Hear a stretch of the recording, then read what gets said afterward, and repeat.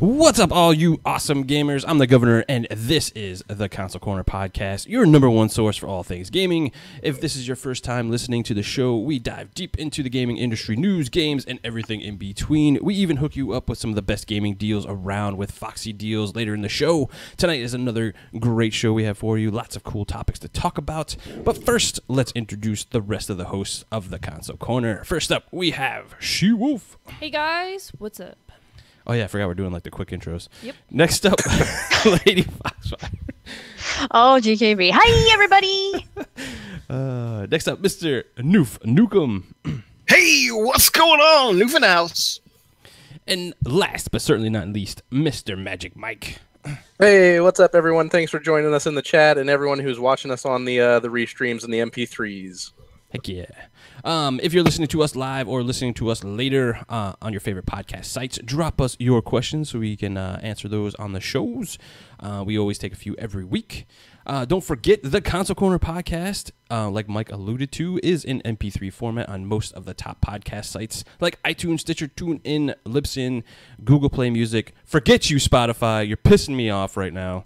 Hopefully that's you coming done messed soon. up. Yeah, they're just... Whatever, I'll talk about that later.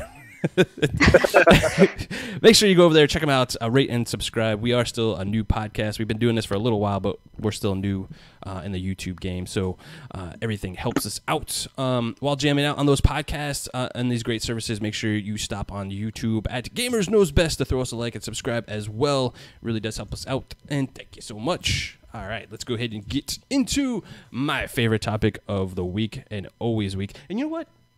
I didn't play any Diablo. Oh, what? We took a break. Remember, we're waiting for the season to come out. No, you. Oh, you stop it right now. See, she does this to me every time. Because you still made me play on the Xbox One. But I don't think it's been over a week though. No, it hasn't. It was on friggin'. It was just last week. Tell us the truth, girl. Yeah, tell us. I will. It was like Thursday. Whatever. Moving on. What have you been playing? Don't try to lie to us, bro. It's the truth. All right. I have been playing Call of Duty, Black Ops 3, which there's so many glitchy people. That is insane. But I've been streaming that on Mixer. So, other than that, we played some of Diablo 3, whether he wants to admit it or not. We have played some. And, really, that's about it. I've just been streaming Black Ops 3, so... You've been on that streaming life with your new times and stuff. So my new Mixer schedule for everybody is 9 a.m. Eastern Time till 12 p.m. Eastern Time. So make sure you guys come check that out on Mixer. We are working towards getting partnered, so hope you guys can stop by and help out. It would be appreciated. Fox, what you been playing? Oh my God, believe it or not, because ain't nobody gonna, put me out there like SheWulf put you out there. No Gears, everybody. No Gears. Yo, check this out. Nope. Let's go check on Xbox. Let's see what last time she played. I'm gonna go look right now. SheWulf gonna throw me under the bus. Yeah, right. All right. So a lot of Battlefield 1. Trying out all those new maps and all that cool shit. So that's really fun. And I streamed some of it as well. And I also played Warhammer with Tim, so that was interesting. And I know that we've talked about that on the show, and I was like, oh, it looks cool, but I actually played it and it was really fun. Even if it has a little bit of bugs. It's fun. Yeah, it still has a little bit of bugs because you get kicked out sometimes, but it was fun. Yeah. Nice. I liked it. Good stuff. Newf, what games you finished now, man? I was lifting some Gatorade and now it hurt my back and I can't no longer swipe my dirty crack. So I haven't played much games. I want to get some in. All right, I'll leave it at that. That was good.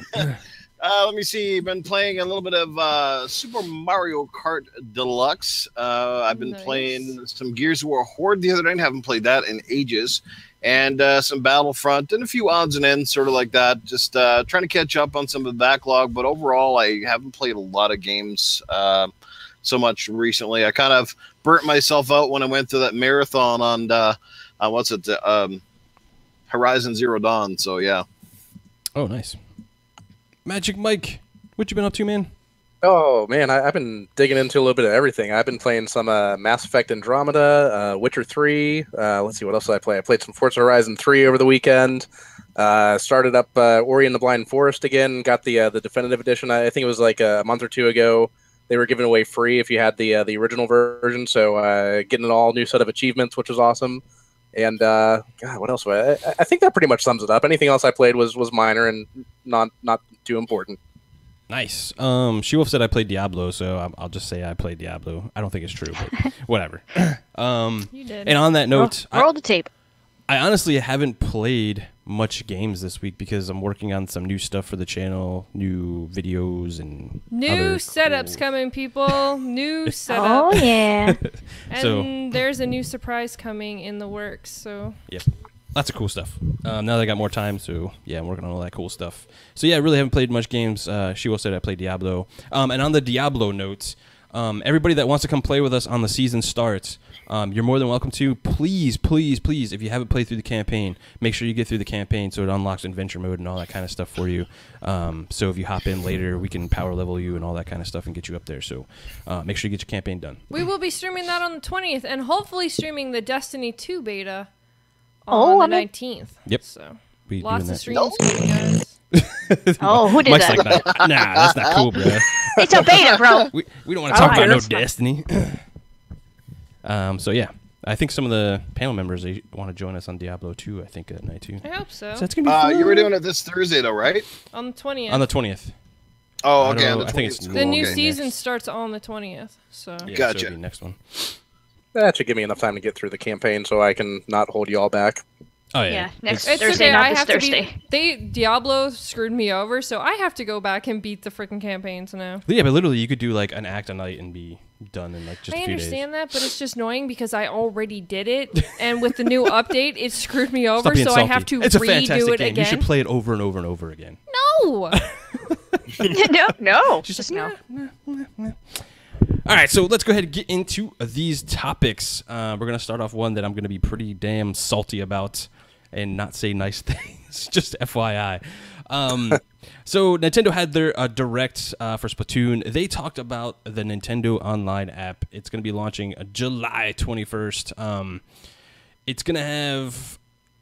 Okay, so the Nintendo Switch Online, which will have the voice chat for a free trial this year and then goes to a paid service in 2018.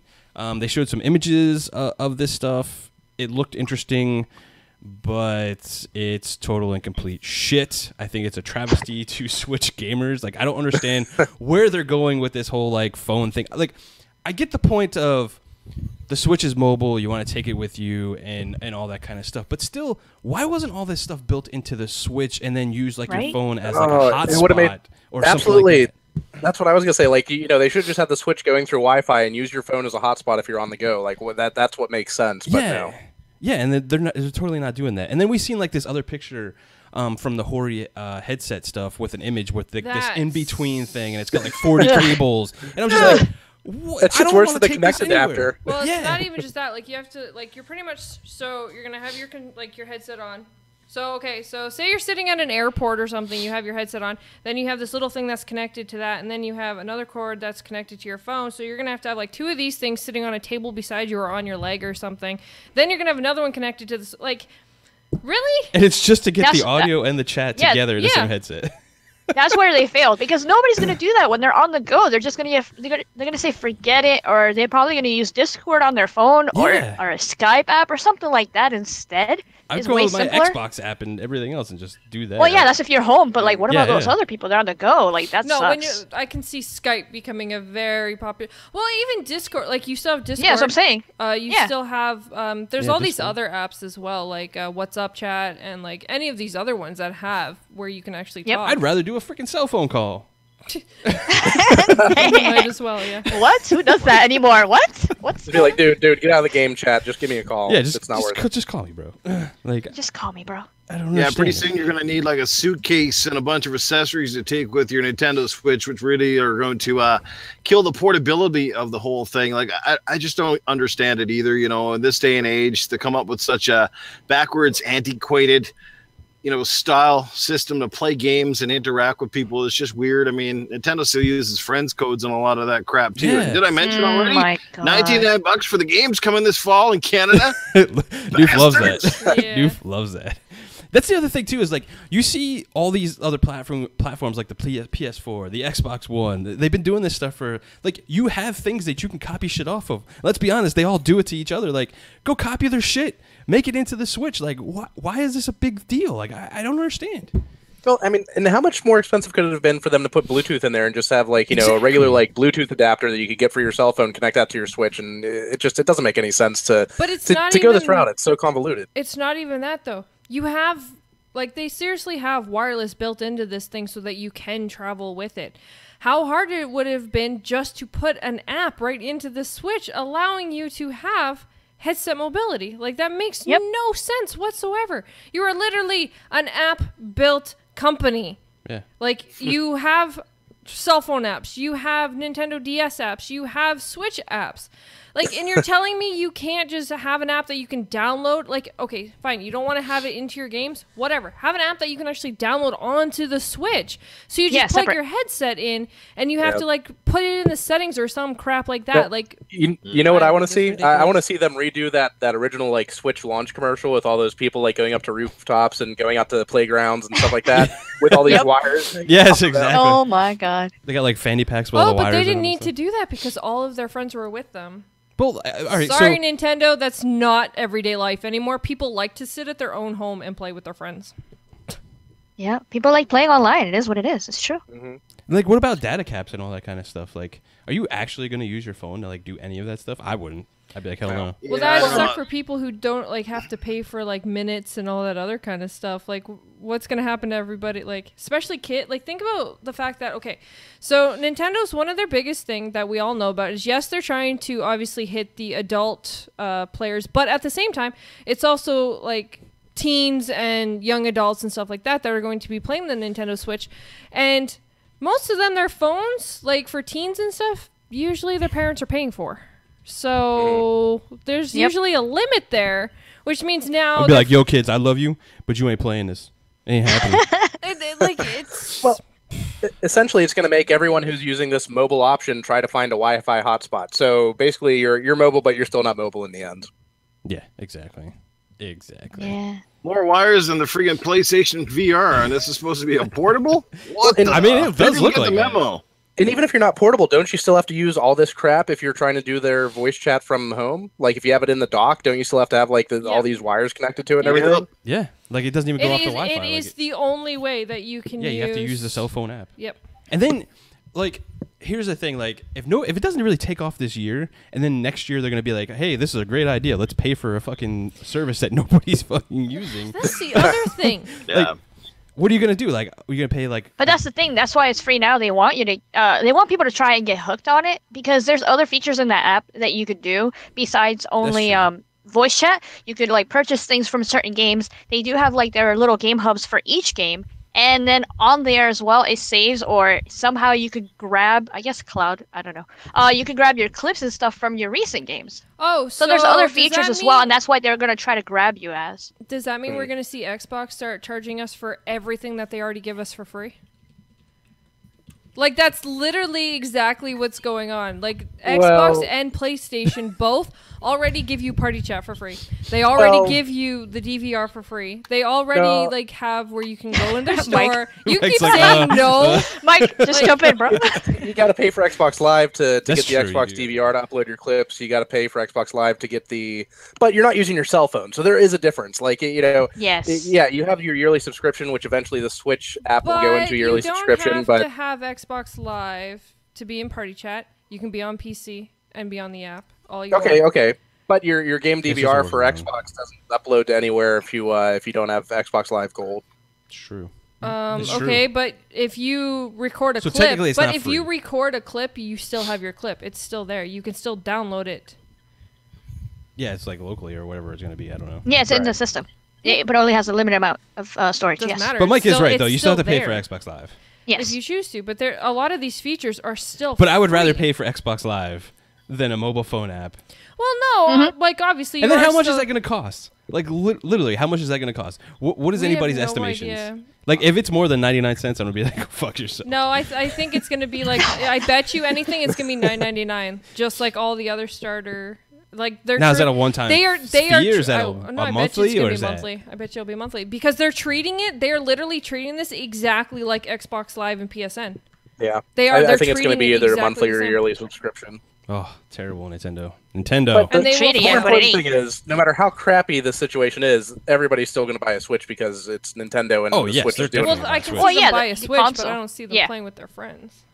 Yeah. I can see people going on Skype and Discord to chat with their friends, but not everybody's going to be playing those type of online games, except for like Splatoon or maybe Smash Bros. When it comes and all this other stuff. But other than that, no. Yeah, I because don't like see right now, people COD using and this. like Yeah. Battlefront 2 and all that stuff isn't coming to the Switch, right? You can still play Can't online. handle it. $99.99 for games in Canada this fall. I mean, my God, Nintendo, at least grease your fingers before I take it in the arse. Oh. Nice. Big shout out to everybody watching the show. Thank you so much. GKB is getting a lot of sexy stuff out there, so thanks. I appreciate it. What's up, Bruto? What's up, bro? What you got, SheWulf? You ain't got nothing. Excuse me. Oh gosh. Like wow. I'm so gonna be sleeping on the couch tonight, guys, or You- getting hit with a frying pan. Frying He's pan. used to it. I can see the frying pan. I tried to hit Frying him with pan. a frying pan. Like what was it last week? Yeah, I probably. like grabbed one and Like I every other pretended day? to hit you. Really? Screw you. Moving on. Let's stop bashing Nintendo for a little bit. Let's go on to PS Now has added the PS4 games, and you can play on your PC or wherever PS Now is supported on TVs and whatever else. You can play PS4 games. Let's talk about the list real quick. The list is okay. I was a little disappointed that I didn't see a couple other ones on there. But we got Killzone Shadowfall, God of War 3 Remastered, Saints Row 4, WWE 2016, Tropico 5, Ultra Street Fighter 4, F1 2015, Darksiders 2, the Definitive Edition, Evolve, MX and ATV, Resogun, Helldivers, Broken Age, Dead Nation, Grim Fandango Remastered, Akiba's Beat, Castle Storm, the Definitive Edition, Exist Archive, Nidhogg, I don't even know what that is, and Super Mega Baseball. That's what they got right now. Where's my Uncharted, people? I give, like, Horizon Zero Dawn's probably not going to be on there till next year, but where's Uncharted? Well, Yeah. not even Even that. the Where's collection, like, where's the collection? Where's the order? I know a lot of people didn't like that game. Yeah, where's the but order? That's fair. Yeah, the No, order that should would've be in been- there. Launch titles definitely should be in there, but Bloodborne. Uncharted is in That there should've been in actually. But they're the PS3 versions, so yeah. Yeah. But I mean, That's where's why my they didn't remaster of the remaster? I want the good a ones. remaster of a remaster. Yeah. Uncharted 4 should be in there by now. I mean, Yes. they're giving them out with everything. Every system has them. Might as well. Like, why not throw Uncharted 4 in there? Because you're getting the Lost Legacy that's coming out here soon. Like, that'd be a perfect way to be like, hey, go play, Promote it. Uncharted, and Hell yeah. promote the new DLC and all that kind of Because stuff. they use that to sell the consoles still. They Yeah. still use those to sell their consoles, so why put it into something like this? There are only two places where you could do PS Now. It's on the PS4 or on PC because they removed PS Now from the PS3, the Vita, and the smart TVs that support it and all Yep. that stuff. So I don't know. I think Uncharted 4 is probably still selling, so they're not going to add it to the streaming service if people are still paying the full retail for it. The other games though, like you mentioned, The Order, that's a no-brainer. That should be in there because I don't think Exactly. that's like flying off the shelves right now. Yeah. Well, Knack, the Bloodborne and Yeah, Knack, too. That good one. Oh no thanks.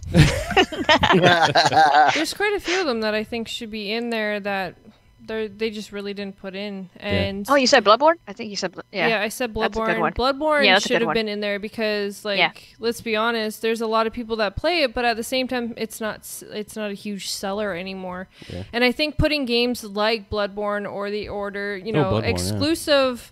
exclusive titles, I think if they would have put more of those into it, then I think it would have actually pushed a little more for people to buy, like, actually Yeah. start buying this, especially PC guys, because really a lot of these games they can just hack and just pretty much have free copies of it on their PC. Yeah, that's what really surprised me were the third-party games, like some of the multi-plat games, like especially games that are already out on PC. Like they could probably find a better deal to install the game locally rather than stream it over an online service.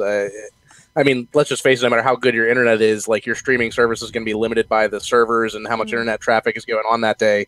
It just, I don't know. Some of these games that you can just download on PC, it doesn't make sense to see them in there. Yeah, I think I want to touch base on like the PS Now service as like a whole. I think this is a smart move by like PlayStation to do this to bolster up PS Now, because I don't think it's doing as well as they thought it would be at this point. And that's just, the whole streaming service in general. There's a couple of negatives to that whole thing.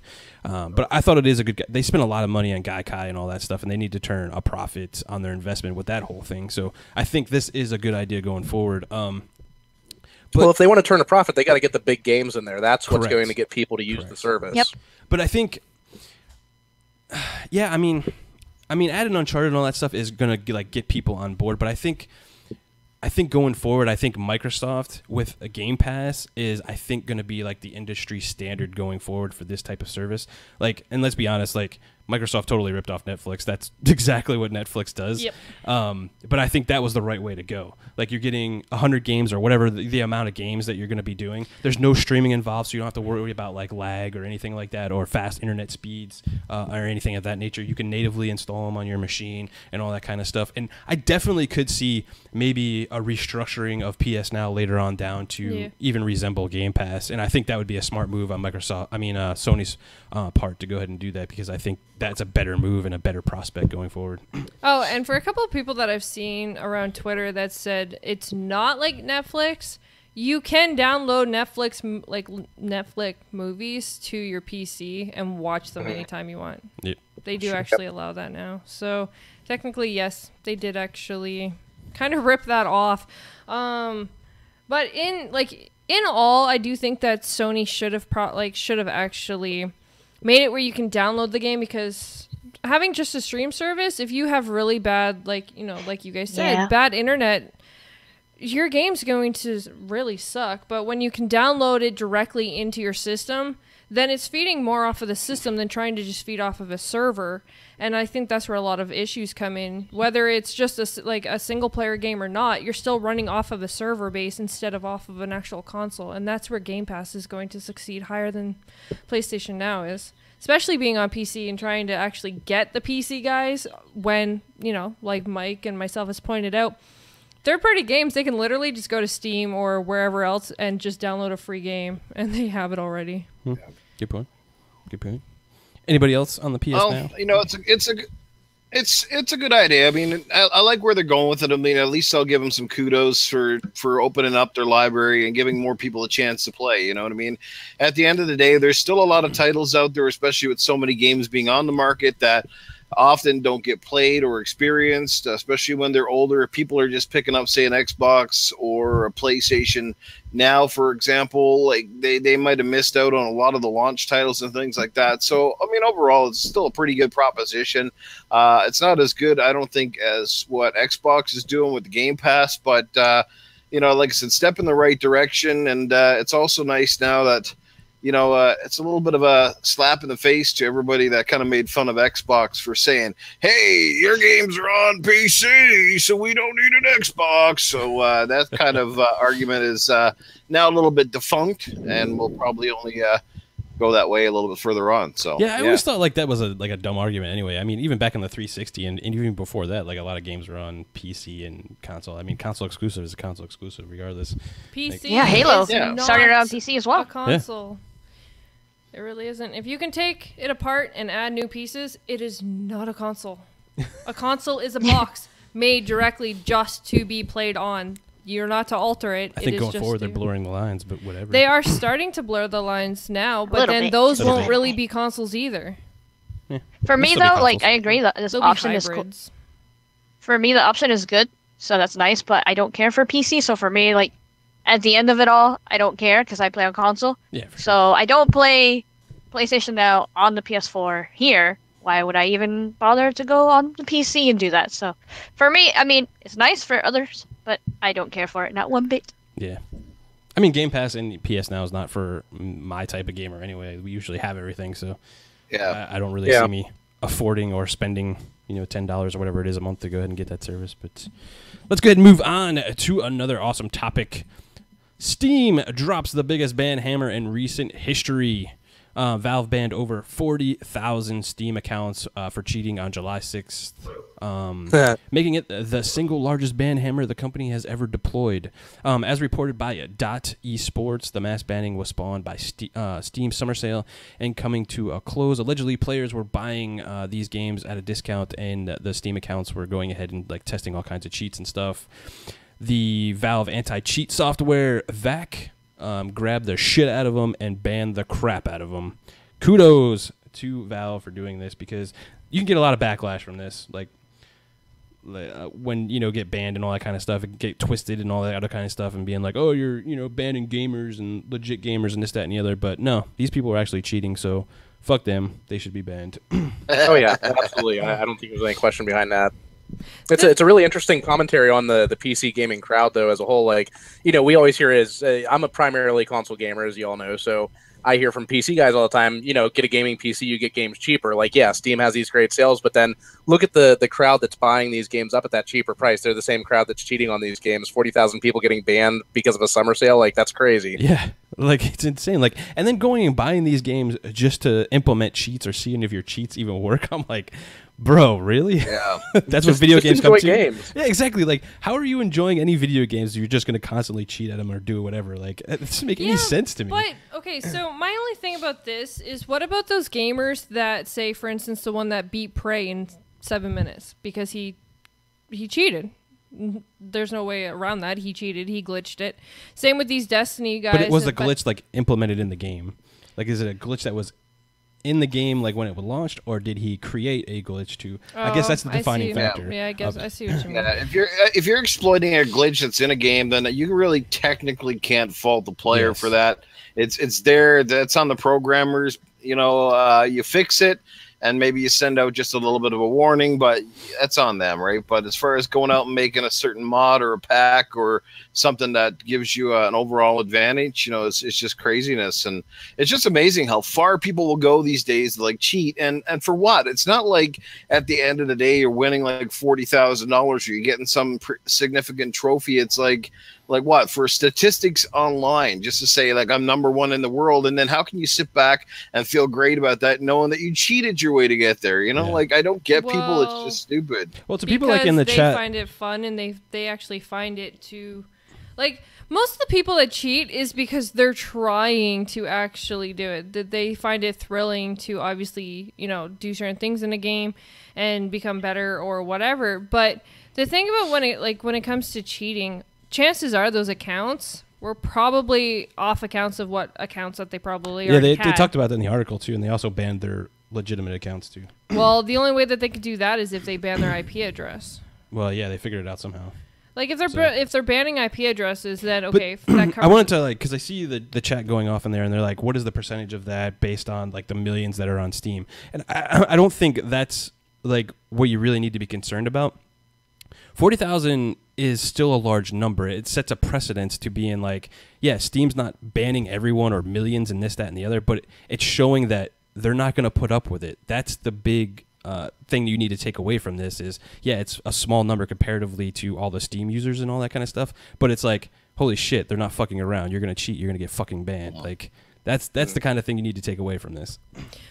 Mm-hmm. Do we know what? It's like a sport. It's like a sport. It's better to kick out the one a-hole and save the sanctity of the game, as opposed. You know what I mean? So exactly. You got to get rid of 40,000 people off of your server in order to maybe save 150,000 people who are getting really fed up with that BS to begin with. Yeah, because people are going to be man, they just ban the shit out of people. I don't think I should mess around. I should probably just play the game and just have fun and move on. Like cheaters don't help sell games, because there's a lot of people who will not play Call of Duty anymore because they used to love it back in the day, but now they can't find games, where there's always like tryhards and people that are cheating like crazy, and they're like, yeah, I'm not playing that shit anymore. I mean, at the end of the day, every player that does that, that's lost money, lost revenue for that game.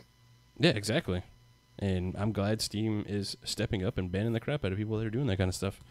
I'm happy to see them banned, but there'll always be cheaters. Yeah, because you're not they gonna always get rid of it push the completely, limits. It's just people that like They do it just because they can. That's why. Yeah, basically. It's sad. It is sad. Let's go ahead and move on to the next topic. Cuphead dev confirms that the game will never come to PS4. I don't know why this is a big contention. That was my thought as well. Like, was this ever a question? Yeah, I already knew this, bro.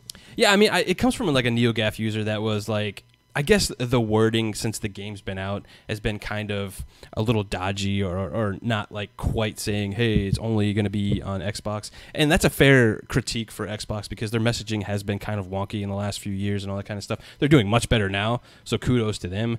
But yeah, the dev comes out and he's like, yeah, it's not ever coming to anything else but PC and Xbox, which Microsoft, put a shit ton of money in it, and why wouldn't it just be there? And I'm super excited for this game to come out. What do you guys think? Okay, well, first, I'm going to quickly say that, we've heard a lot of games that are apparently not going to the other console, and then in a couple months they end up going to the other console. So this is not the first time that we have had people come out and actually say, no, this game is not going over, and so on and so forth, and then it does end up going over.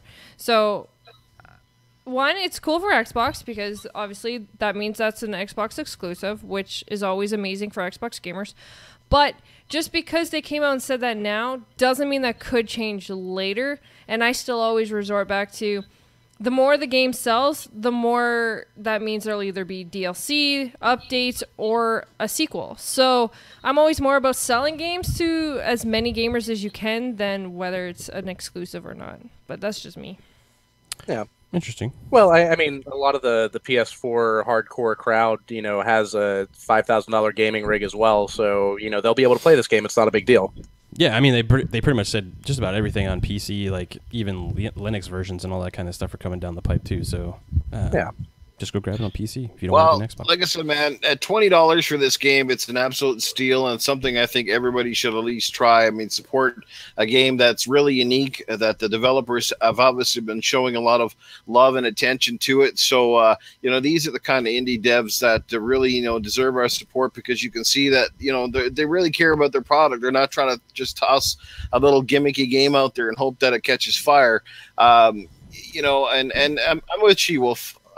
Despite what they say about, it's never coming out for the other system, I'll believe it when I see it because honestly, we have seen so much of that already, like stuff that came out 2 or 3 years ago on PlayStation 4, for example. They said, that's never coming to Xbox. Firewatch. Goes up. I mean, money talks, bullshit walks, and at the end of the day, if the game sales are dying down and they see an opportunity to make some more money by putting it over there, wouldn't doubt it for the moment.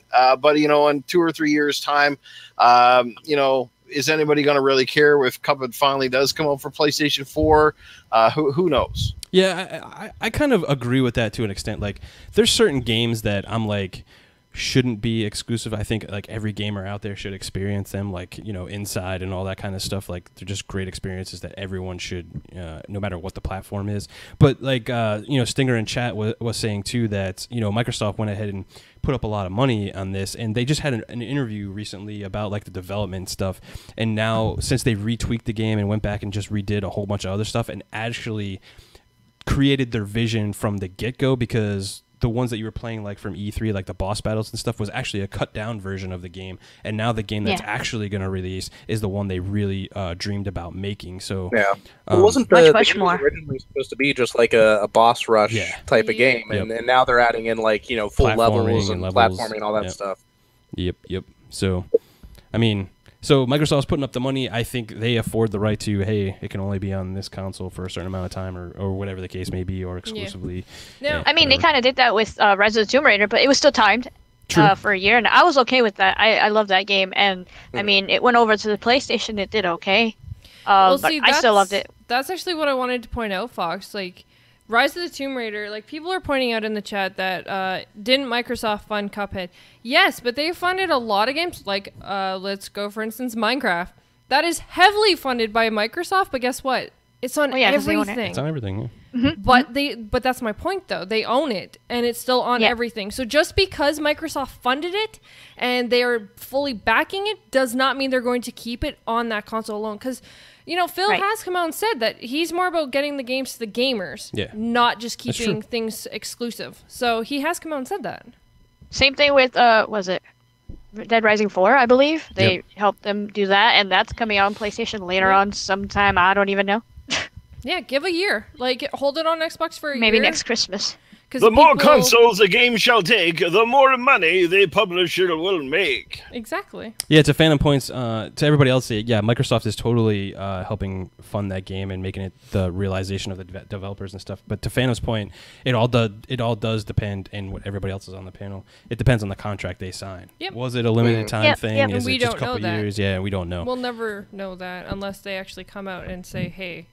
But chances are we'll never actually get the full thing about that. September 29. I think at the end of the day, like, Cuphead is one of those games that I think everybody needs to experience. That's the thing. Most of these games that do come out as either timed exclusive, full exclusive, whatever, most gamers have all the systems, so they usually just end up getting the games on the system that it came out in the first place. Or if it becomes time, then they just wait and get it when it releases on the console they do play. Not everybody's a baller, SheWulf. They can just afford everything. Okay? I just said, or they wait for the time. Look what happens with Newf over there in Canada. They got to spend like $400 on a Switch game. 400. Holy. That's crazy. Fucking ridiculous. It's crazy. But yeah, super excited about Cuphead. Can't wait till it comes out. I'm going to play the crap out of it. And yes, Triple Cup, I see you in the chat, bro. I will be playing with you. I didn't forget, man. Don't worry. So let's go on to the next topic. Playdead co-founder Dino Patty says the time was right to leave the Limbo dev team. So we got a little bit to talk about on this one. Last week, the Playdead co-founder Dino Patty launched a new studio called Jump Ship. I love the name, by the way. She definitely jumped ship. And here's some quotes. It's kind of delicate. It's also combined with other personal reasons. I really like Playdead. It's something that's deep in my heart. I love the people there. They're still my friends. I'm speaking in terms with 98% of the people there. So I think there's one that they do not like. For me, it was just time to do something else. I found a way to do it in a way that where I could do whatever I wanted to afterwards. I think this is really cool. Honestly, I like to see, especially with Playdead, because it takes them so long to make a game. Now you're going to have like two studios that are technically Playdead, so you're going to get like 2 games potentially a year from these guys when they launch them. So that's going to be exciting to see, especially like Game of the Year talks with both of these studios and that kind of whole thing. So I think that's pretty interesting. Well, and didn't Dino Patty also say that there was another developer that she was giving, or I'm not sure if Dino is a he or a she, maybe it's a he.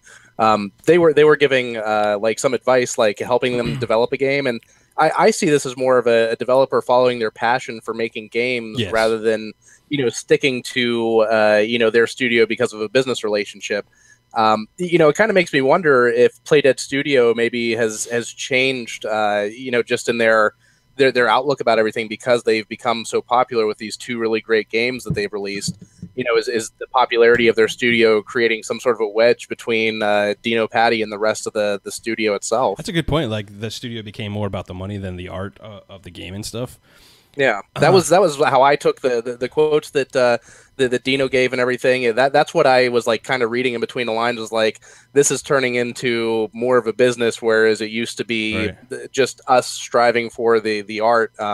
Maybe I'm just reading too much in between the lines. No, I mean, I think that makes sense, Mike, because if you look at people that make games and a lot of people in the industry, they always say like this is an art form and all that kind of stuff. And there's definitely those kind of people out there that are like all about the artistic, expression of video games and all that kind of stuff. And I would think that Playdead as a studio, like everybody there, is very on point with that kind of a thing with all their people. They probably all just love doing crazy artwork and crazy things in video games and stuff like that.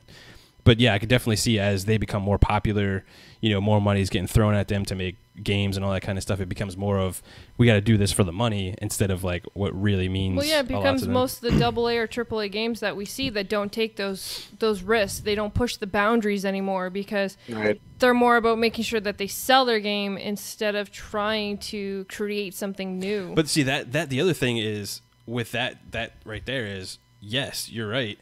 More of these indie studios are pushing the innovation, and now they're getting all that money as well, and then they're turning into that thing that they didn't want to in the beginning, you know. But that comes with success and stuff. I mean, that's something you have to fight with. And well, yeah, because let's be honest, everybody wants money. Well, makes the world go round. Well, no, it doesn't make the world go round. It just makes people go round. No, I mean, it is a bit of a catch-22. You know, if they're making the money, then the money allows them to make their art. Whereas, you know, it's kind of a hit or miss. Circle. Like, but if they're taking deals from like other publishers and things like that, then you've got deadlines. Then you've got, you know, products that maybe released that weren't ready to. I mean, look at how many games we get that are AAA games that have a set release date, and we get like, you know, 12 gigabyte day one patches because the game wasn't really finished, done. But they needed or delays after delays after delays. Yeah. Yep. Better watch out with that money. It might fly right off of that flat Earth. Or as much as I love Scalebound, or you get people who just take advantage and just don't bother even making the game at all. Nope, got him. Because they want the money. Look, I got to break it to you. The only time I'll ever see Scalebound again is if you go into the washroom, step on your weight scale, look down at that horrible number. Okay? Well, no, that's not true. They still own the IP, so it is possible. SheWulf still wants that I still have my hopes that they will take it and they will do something with it because they still own it. They even re-trademarked it and everything else like that, so they could still do something with it. I'm just like, what studio out there would do that, The base of the game is still there, so... Platinum's like a unique studio as well. Yeah, there's something wrong with their management and money, whatever. We can have that conversation another time, but... Okay, well, what about, like, what if they take, like, the guys that they still have from Lionhead and stuff like that? Like, there's other dev teams that they could take that could do something with it. Yeah, we'll see. Yeah. They're working on Fable. Yeah, where's my Fable? We need some Fable. Where's my Splinter Cell? Fuck that. Where's my Splinter Cell? Damn. Trigger. Yeah, bring out that Splinter Cell. Come on, bitches. All right, let's go ahead and move on to another topic that's going to piss me off about a game. Oh, God. He says that every time. Our Battlefront, I know what it is. our Battlefront 2 Loot Crates pay-to-win scenario. Oh, shit. And we got some It's new... bullshit is what it is. It is fucking bullshit. Like, how can you have Loot Crates? Like, I totally get... like microtransactions and stuff, like devs need to make up the money for these games. For skins and cosmetic shit, that's exactly. fine. Yeah. But when you start like getting ones with stats that can create your character like OP and better than everybody else, fuck that shit. That's pay to win. Get that the fuck out of here. It doesn't belong in any kind of shooter. Like, what was it? I think they said, like, word for word, they said, this is for those who want to accelerate their progress. It's like, you know what? Play the game. That's how you progress through a game. Exactly. That's how games have always been. The whole like, you know, pay to get these like, you know, weapons and stuff like that. It's just it's a gruesome practice where they're really just trying to take advantage of people. They're trying to get like, you know, kids who are linked up to their parents' credit cards that maybe don't have the right parental protections in place. They're trying to get those people that are like the quote unquote whales that the free to play mobile games get a hold of. And I mean, all it is it's taking money from people that you really shouldn't be taking money from. It's just a dirty practice overall. I agree, man.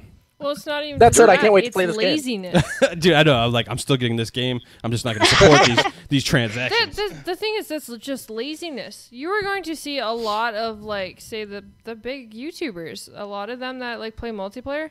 They're just going to have people sending them this kind of crap, and they're all going. Well, not sending them, but they like a lot of the COD guys with like Advanced Warfare, where they spent like $500, got a bunch of crates. But and that was money. But that was money from viewers. Like that was from supporters. Whatever. But it's donations just, and subscribers. So, like there's just so many things wrong with play to win, because a lot of people had issues when they thought Halo was play to win. Then they found out that it's not that case, that it was something actually completely different. And for them to turn around and put this game as play to win, like that's just ridiculous, because one, it's Star Wars. So it's already a really big franchise, and then you're adding. Do you think Loot because Crate? it's Star Wars that pushed it a little bit more to do that kind of stuff? Because let's be honest, a lot of people spend a shit ton of money for Star Wars. No, I think Loot Crate just decided like, hey, we want to sell more of our shit because we want to crate for pretty much every goddamn game. It has to go to Loot Crate. They do. Loot Crate has like a freaking thing for every damn game. I don't think this out is part now. of that though. This is. It's just Loot called the Crate's Loot fault. Crate. Yeah, it's like the same thing as well, actually not the same thing, but like No, you know how I know, Overwatch I has know. a loot box Yeah. and all I just that. wanted to yell at Loot Crate. Yeah. But it looks like it's just for looks, and I'm okay with that. Like Battlefield 1 that has the same thing where you get these boxes, these battle packs, and it's just a skin for your gun or your skin for your vehicle, and I'm okay with that. Yeah. And the fact that this is gonna have like these cards that could boost you up, and your health is better than my health, fuck you. I don't like that. Exactly. So that bothers me as well. They have like star cards where like any teammates that are around you also get like a health boost, boost, and their health yeah. regenerates. Yeah. Like, I mean, you're just basically stacking the deck for someone who has too much money on their hands to let their team like basically pull their team to victory. And then they have different Yeah. tiered ones where there's like epic, legendary, and all that kind of stuff. Well, you can get a Yep, legendary one of that same thing and upgrade it to the epic one to give you the Yep. max amount of boost. Like, what are you doing? Like, how are you sitting around a thing in your studio and whatever and talking about this stuff and being like, nah, it's totally not pay to win, guys. This is like cool. This is totally balanced. Like, what do you? No, it's completely pay to It's win. not gonna No. be balanced. For me, like the only thing I think you should be able to buy is more or less cosmetic upgrades and things that Right. don't really give a player any advantage, whether you play 40 hours a week or you play 10 hours a week. Like I still Okay. feel a bit off about, you know how like a lot of games they let you buy like higher leveled weapons that Yeah, normally the lower tier guys can't get.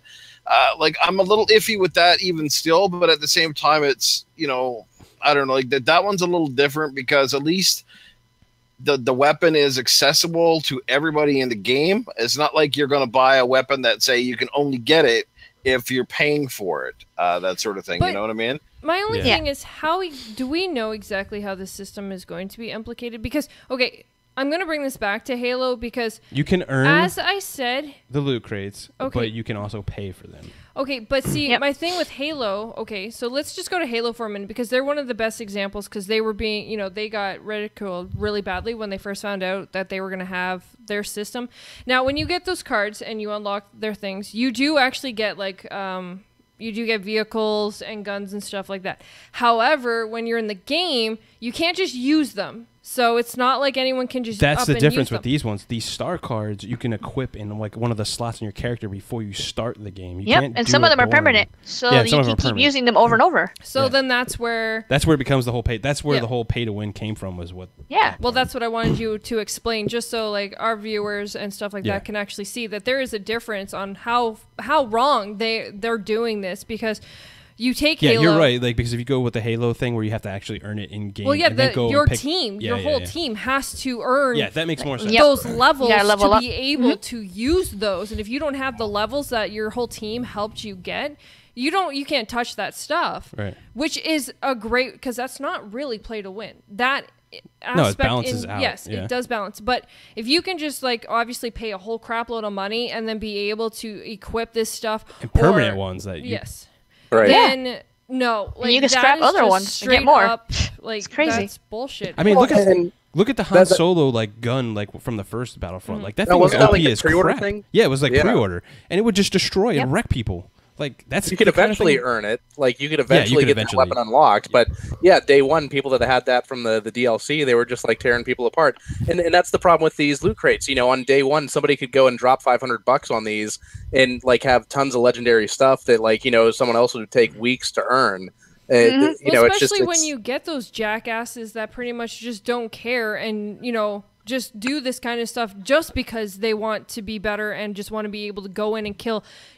That's gonna ruin it for a lot of like new people who are just joining into the game and that don't have these kind of weapons or anything like that, and they're just being destroyed because you do have Yeah. these Yeah, players how's that that gonna spent make that like money. Like multiplayer fun? Like you it's never not. want It's to going to be so unbalanced that they're probably going to have a lot of people just quit because people can't just like go out and afford. Or you have to and go buy a spend all whole like bunch you of- have to go spend a whole lot of money to be You're not going to competitive. see a lot of people buy the. You're Yeah. not My gonna question for you guys: do you think that they would like either take the cards out that have those certain boosts, or change it completely and balance it in different ways? I'm sure everything's going to Hmm. end up getting rebalanced through different patches. Something like the and game has everything. not even, it's still got a while to go.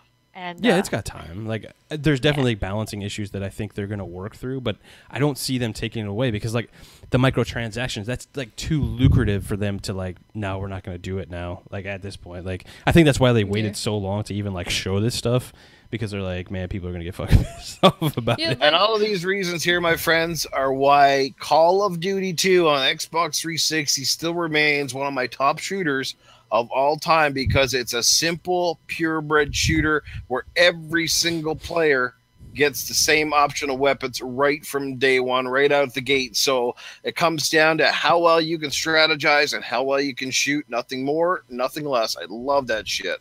Well, speaking of Call of Duty is another game that's at fault for stuff like this, where they were giving out DLC weapons.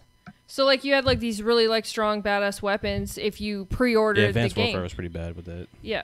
And, like, if you pre-ordered the game, you got, like, some really good... Like, there was a couple people in the stream that kept asking me if I got the DLC weapons because this guy was running around with this big hammer and stuff like that. And I was like, no. Yeah. I'm like, I don't get that kind of stuff. I don't bother with that stuff because I don't want that advantage. I want to earn the things that I'm doing. I want to kill people to get... You want to win based off your skill, not because of some stupid exactly. weapon. And... But Call of Duty did that wrong too because people who couldn't pre-order the game or people who had to wait for the game to go on sale to be able to buy it because of money-wise, they were at a disadvantage. And Battlefront, you're no different. Like, I think that is the lowest thing any game can do is have play to win. Or pay to win, sorry. Because I think that's just upright bullshit. Yeah. Battlefront. Yeah, I was... Good. I know, it was fix your shit. Is that what you're that's gonna what say? I was going to say. Yep. I was like, oh. I had a feeling. What's it called? Oh man, I forgot what I was gonna say. Go on. I told you, Predator. PlayerUnknown Battlegrounds, bro. It's fucking awesome, man. Can't wait for it on Xbox. Everybody's gonna love that game. Yeah, Battlefront 2. Fix your shit. Fix it. That's for sure. We ain't gonna have. Oh this. yeah. Go ahead. I remember now. So I was happy with them with the whole free DLC and all this and that. It's gonna be free. So I was like, yay! And then they did this and then they bullshit. do this. So I'm like, why are you trying to mess with my feelings why, right now? Now you know why. Trying to mess with my feels. There you go. Like, yeah, DLC's free, but we're gonna get you on these microtransactions for. You gotta pay that money. From that aspect, like, hey, thanks to all you chumps out there that are going to pay all real world money for these loot crates because you're paying for my free DLC. Thank you. I guess that's a way to look. Well, unless the DLC Yeah. is just as crappy as some of the DLC that you got for the last game. I don't know. They way overpriced that. If it becomes like too out of balance and all that kind of stuff, I'm probably just gonna play the campaign and then not touch it anymore. Oh, gonna that's be right. sad. This one comes with a campaign. I keep forgetting that. Yep. Unfortunately. Yeah. All right, let's go ahead. Still buying it. Let's go ahead and do Mike's segment. What's out now? Go ahead, Mike. Oh, Take it all away. right. Bang, boom, kapow. It's what's out now. Oh, that was Hey. good. Oh! Yeah, Mike. Hell yeah! I'm stealing a little bit of the Foxy Deals intro, but it's all good because we're all friends here. So, what's out now? This week, we have seen more than what we saw last week. Holiday week, not really a good week for releases, but yesterday on July 10th on the PC, we got a game called Gorn, which came out to Steam Early Access. Now, today is the bigger release day, being Tuesday, so here we go on today, July 11th. For PC, PS4, and Xbox One, we got the release of a game called Black the Fall. Also, for PC, PS4, and Xbox One, Serial Cleaner. Serial like serial killer, not cereal like I was in the I was morning. gonna say, I was gonna ask that question, people dude. cleaning cereal? Can you come over to my house and clean my cornflakes? That's right. How about some Honey Nut Cheerios? Not going to be wiping up Frosted Flakes. I don't know if it's like I have to actually look in to see what these games are, but I'm assuming it's like maybe a crime scene cleanup game, which Nice. I don't know. Also today for PC, PS4, and Xbox One, Minecraft Story Mode Season 2 Episode 1 has released. I know that's for some people that's a big game. I know Season 1 did really well. My son loves it. I haven't told him that the Season 2 is coming out yet because that's more money I'll have to spend. Today on PC and PS4, we got Defenders of Ekron. And today, only on PS4, Final Fantasy XII: The Zodiac Age. I'm assuming that's a DLC or an update for that game. Not sure. But also, honorable mention, we got the Little Nightmares first DLC came out this week as well. It's kind of surprising that an indie game gets DLC. Like I know Layers of Fear did it, but you don't usually see usually indie games get DLC. So. But when it happens, it's really nice. Yeah, it is really nice. It came out really soon after the game launched too, which surprised me because Little Nightmares it's only been out for about a month. Yep. Mm-hmm. I think the Legend of Zelda Breath of the Wild first DLC came out this week as well, did it not? That's true. It came out last week. Last week? Yep. Yeah. It just recently came out too. Yeah, Mike said it last week. Oh, okay. I didn't catch that. I didn't got enough stamina to play it. We got 2 games added to the Xbox One backwards compatibility, so not new games, but there's something you can play now if you don't have an Xbox 360 and only have the Xbox One. Earth Defense Force Insect Armageddon and F1 2014 both came to backward compatibility this week. Sweet. Is that all we got, Mike? That is what we have out now. Sweet. Nice. Awesome. I think everybody liked that song, by the way. I just want to quickly say happy birthday, Space Cat. Yeah, big birthday. Oh, yeah, happy birthday. He's hanging in the chat, so I just wanted to throw it up. Space Cat, you're okay in the chat. Okay.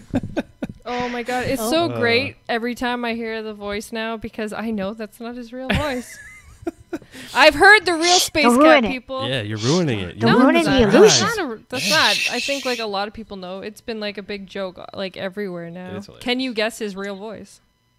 Okay. Okay. What's up, everybody in the chat? Thank you so much for rocking out with us. We love you guys. Let's go ahead and move on to the next topic.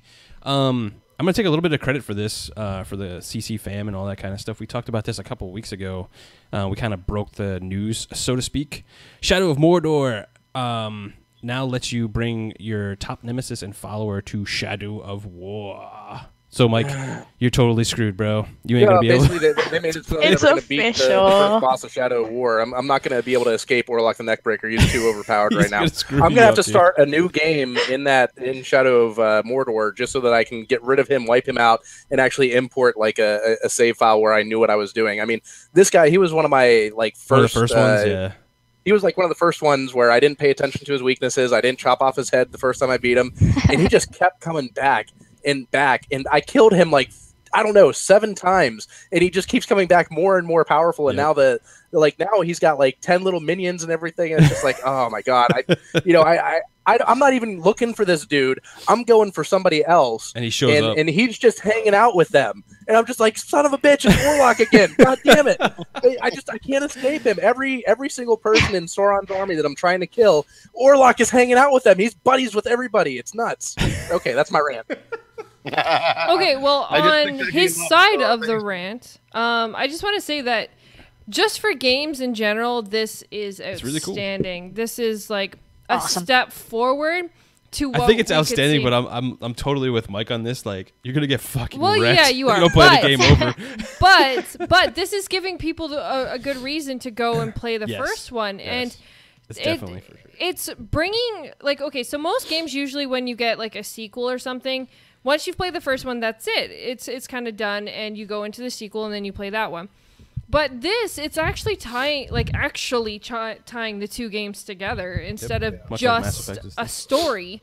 It's actually forcing, you're getting something from the first one, so you're benefiting. Well, I guess unless you're not benefiting. Yeah, you benefit, but you don't benefit, especially if you're Mike. But it really does show that the Nemesis system is everything that they told us it was going to be before the game launched, because they said you're going to get these personalized stories. Now, it wasn't as cinematic as they made it look in those trailers and everything, where you had the stories with them, but I mean, nobody else has Orlok the Neckbreaker the way that I do, exactly. or I hope not for everybody else's sake. But I think that this is the logical evolution of what the Nemesis system was meant to be. I'm glad that they're implementing this. I'm glad they're bringing it back. I'm crapping my pants a little bit at the same time. But I just think that this is, this is one of the first things that really felt next generation to me when we saw games coming out on the Xbox One and PS4. I'd never seen anything like this done in a game before, and it really, for as aggravating as it was, it also made me really happy to see this type of an evolution continue in gaming. I agree, man. That's one of the things that drew me to Shadow of Mordor, as well as just this whole Nemesis mechanic. It was really revolutionary and all that kind of stuff. And it was a great game too. On top of that, but yeah, I literally like played over Shadow of Mordor like multiple times just because I got to a point where I wasn't cutting the head off and I didn't know what the hell was going on with that whole thing, and I just had like OP freaking bosses like all the time and just whooping the shit out of me. So I had to start over and over, and then I finally figured out like, oh, I just cut the head off and we're good. But yeah, like how many other people out there are gonna be like, damn, I gotta play the game over because I don't want that shit going over. Well, and let me tell you, Orlok eventually evolved to be immune to execution, so I can't even cut his head off. I don't know how I can get rid of it. Could you imagine like going into Shadow of War, going into like one of those castles, and then all of a sudden he's there waiting for you? I know it's gonna happen. Like I'm gonna boot that game up, and as soon as like my character spawns, he's gonna be like, "Ha ha ha! What's up, Magic Mike? You can't even kill me, Oh, bro."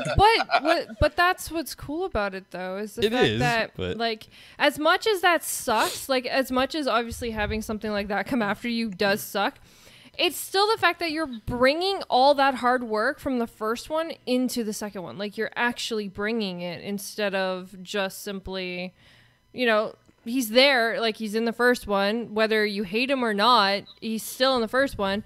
And then you go to the second one and say like you're just rebuilding against new nemesis and stuff like that. And it's like, would it feel the same? I doubt it, because you do spend so much time working on these characters, even though you hate them to death. They're still part of that story that, Yes. brought you into playing the game. So to be able to bring that character into that also helps progress your story and how you feel about the game, because you're already going in with something you know. That's true. Yeah.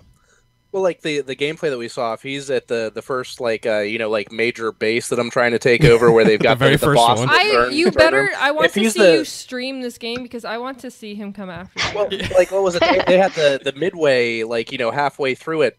They had like one kind of powerful character, and if he's the powerful character that's before I even get to the boss of that area, it's just like, yeah, you know what? I'm gonna delete this save file and not import from the first game, because there's no way I'm gonna be able to get through it. But yeah, when I get this game, I'll stream it, and we'll keep our fingers crossed. We'll start up a pool for when Orlok shows up. He's gonna be in the first place, bro. I'm He's gonna be like the first one. I'm gonna start that pool. We're gonna have to. He's drink like, I'm gonna every- troll the shit out of Magic It's Mike. it's gonna be like we have to drink every time he kills him. Yeah, right. Oh, it's gonna be great. Oh, that's so hilarious. But I'm just excited for, like Mike said, this shows real generation, and I'm excited to see what games like this are going to do with future games, and what they're going to do with their, previous games to their sequels, and what they're going to pull over. Are they going to pull over big bosses? That's because this also works with stories as well. Like if you go through like a game trying to obviously kill, so say if they took like Lord of the Rings or something, and you had like Gollum and stuff like that, and you're going through the whole game, and he's like just there behind you, and you're following him and stuff like that. But then he'd say something, you go into the second one, but it's not the same. It wouldn't be like the same goal. I'm just using him as an example. He's too much of a flip flopper. He is, but I don't mean him in general. I just mean the work that you progress with characters, whether they're good characters or bad characters, in one game and then switches over to another game, that does lighten the story more for you, because it's like you're still playing the first one, but it's the sequel. And I find that is what is really amusing. Like the game carries over to the next one. Yeah, like that's data that you put hard work into, and I'm happy to see that they're actually using the whole cloud. Your choices matter now. Yeah, it's cool, because again, that's also bringing the whole cloud compute and everything else into effect, and the reason why Xbox was supposed to be doing all this work. I'm playing that shit over because I'm not fucking having no OP boss in the second one, pissing me off.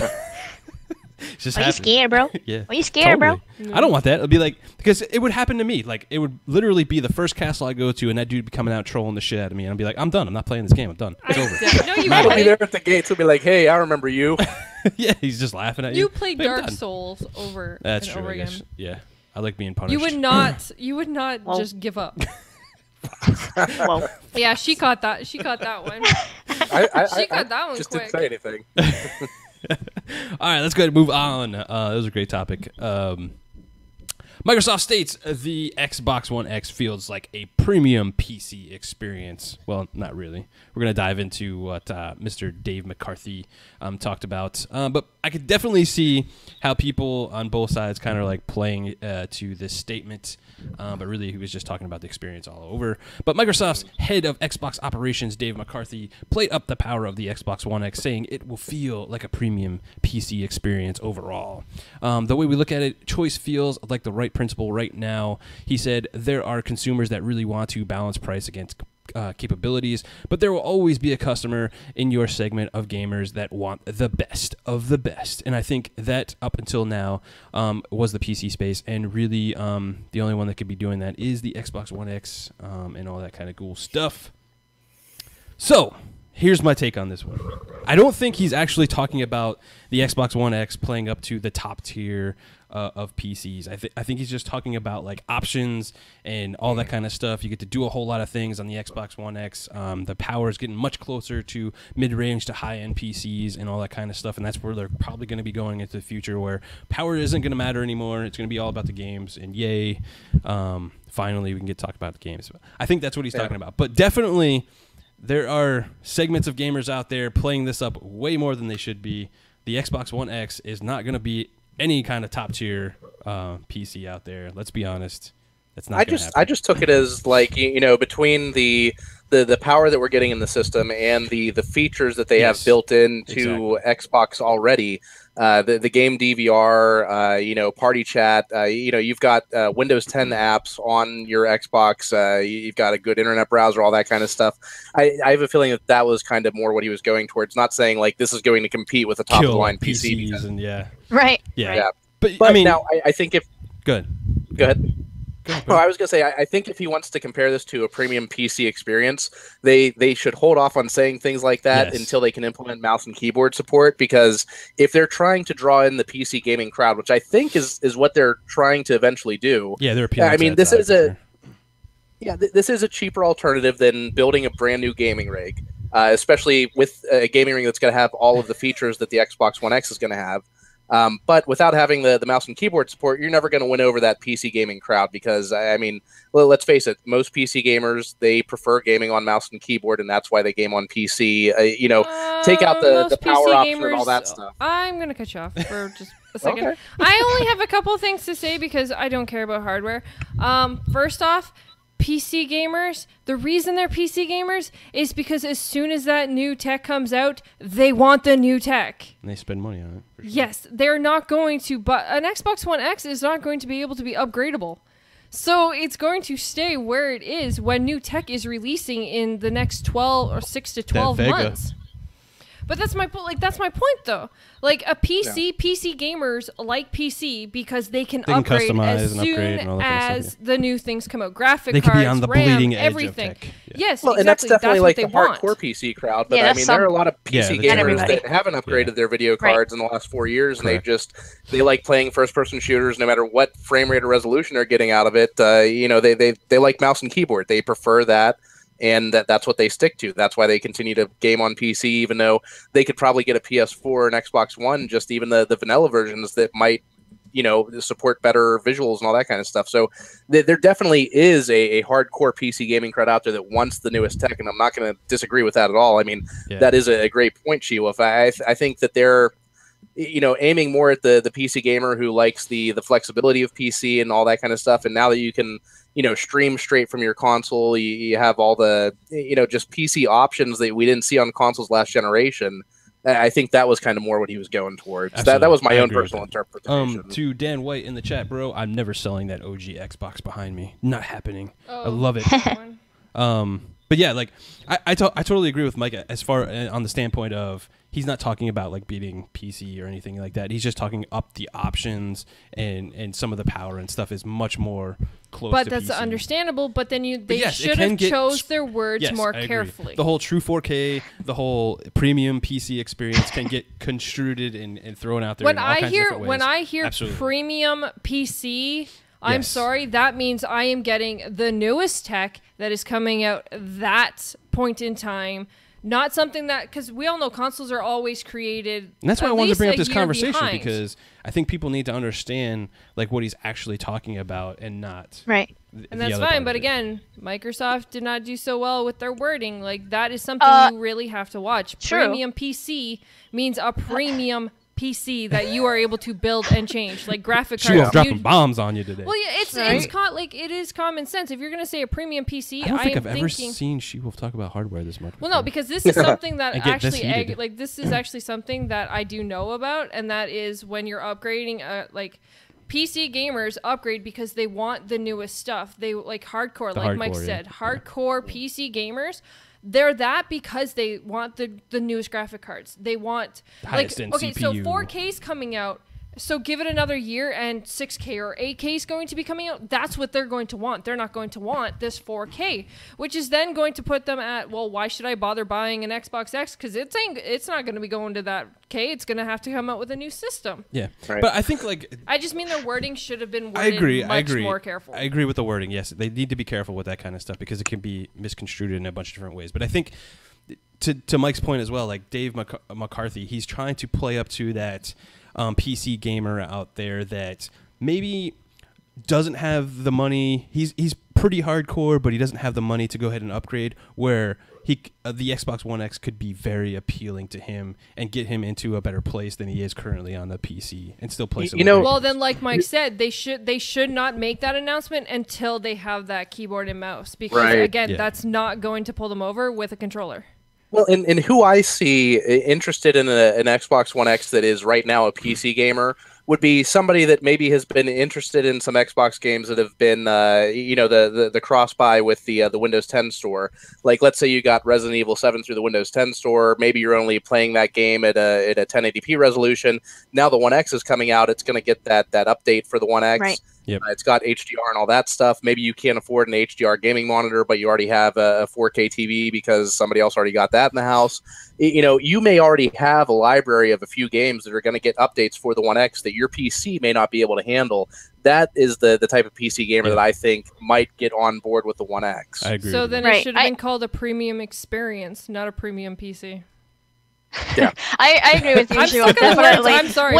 She was on that word. She's like, screw that. Because why do they even talk? No, but no, I agree. I mean, but it is Microsoft, and they always fuck up the way that they word things, and we always talk about this, and we always say, why did they say it like that, or why did he even talk? Here's the thing, Fox. I agree with that. I don't think they're fucking up necessarily. I think like Microsoft is just in that thing where anything they say is used against them in a court of law. Yeah. It's just crazy. That's pretty sad, actually. That's pretty sad. Pretty much. I think they're just I even though I agree with SheWulf, Yes, sometimes they say a little bit too much. There's certain times where I'm like, well, it's nice. They're talking up their console. They're letting you know, hey, this thing's gonna be fucking badass. And then they it's crash gonna be a and burn beast after because they couldn't live up to what they were talking about. I mean, in a way, SheWulf, that could also happen. But right now, we're in that honeymoon stage where we can't wait to see it and try it and play it. So in a way, it works for what they're trying to sell us right now. But who knows? It might change in the future. But I do know someone who was a PC gamer and he switched to the Xbox One S. He is tired of doing the whole, I need to get this new part and that new part. He's also has a family. He's like, I don't have time for that. So in a way, this is basically to appeal to him. Just to hear that it's going to be a beast of a machine and it could do more than the other previous ones. Yes. A lot of people are going to look forward to that and get it and pick it up and have those extra features that you guys were talking about, which sound awesome. And Fox, you actually brought up a great point where I've had this discussion before on Twitter about why am I a console gamer, not a PC gamer? And most of it comes down to I have kids that like to play video games. Video gaming has been a very important part of my life ever since I was a little kid, so I like sharing that with them. And if I only had a gaming PC instead of a console, trying to get a kid that is 6-7 years old to play Minecraft on a PC, I'm sure I could teach my son to do that. But it's so much simpler with a console to have it hooked up in the living room and just have it more of a communal family event when we're all gaming together. That to me is just a big selling point for a console over a gaming PC for me personally. That may not be for everyone out there, but that's my own personal take on it. But hang on 1 second. To Kurt in the chat, I don't want to bring up the Gears 1 Xbox One S because that's salty to Foxy. So oh my god, and it's SheWulf's fault, by the way. How's that my fault? You're the one that wants to trade it in. No, you told me I had to because I couldn't trade in the white one. I did not. I couldn't trade in the white one. Oh, well, why does mine have to be traded in? Boom, right there. Once again, it's mine that has to go for him to get a new console. How does you get that? The Gears one. What is it? Another hand-me-down of yours.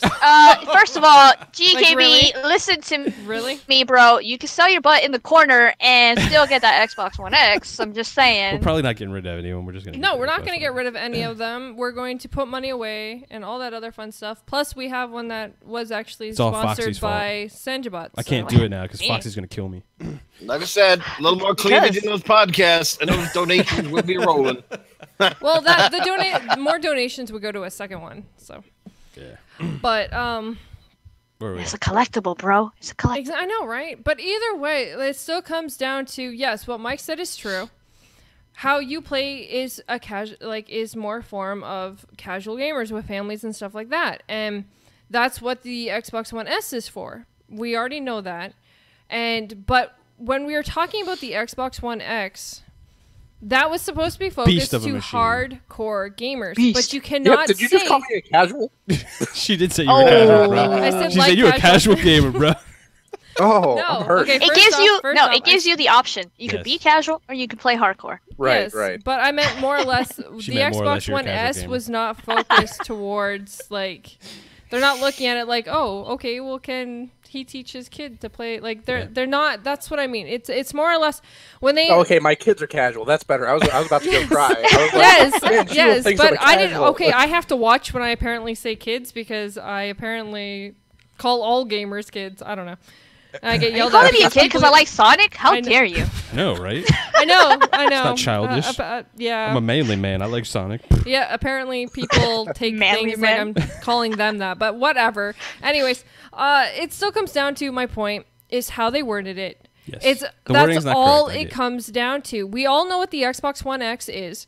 It's a beast. It is a monster. Hardcore console for hardcore gamers. And Phil came out and said, it's for gamers who knows what's in it. Yes. And that's understandable. But again... But that also appeals to PC gamers, though. Yes, I understand that. But it's so, like, people like you. You are a perfect example. Don't you point at me. I'm going to. You want to know why? Point at him. Oh, point at him. Hold on. She gave me the dagger hand. The reason I say you in particular is because do you know how many times you upgrade our computers? Because you're like, oh, shit, new stuff. New stuff. Have to buy the new stuff. Oh, like he literally, like I had to like fight him to leave my graphics card alone. I'm an IT people. I deal with computers every day. But that's my point. That is my point. You cannot turn around and say that the Xbox One X is a premium PC when you have Alienware, that's a premium gaming PC. Like they are premium. But he's saying premium PC experience.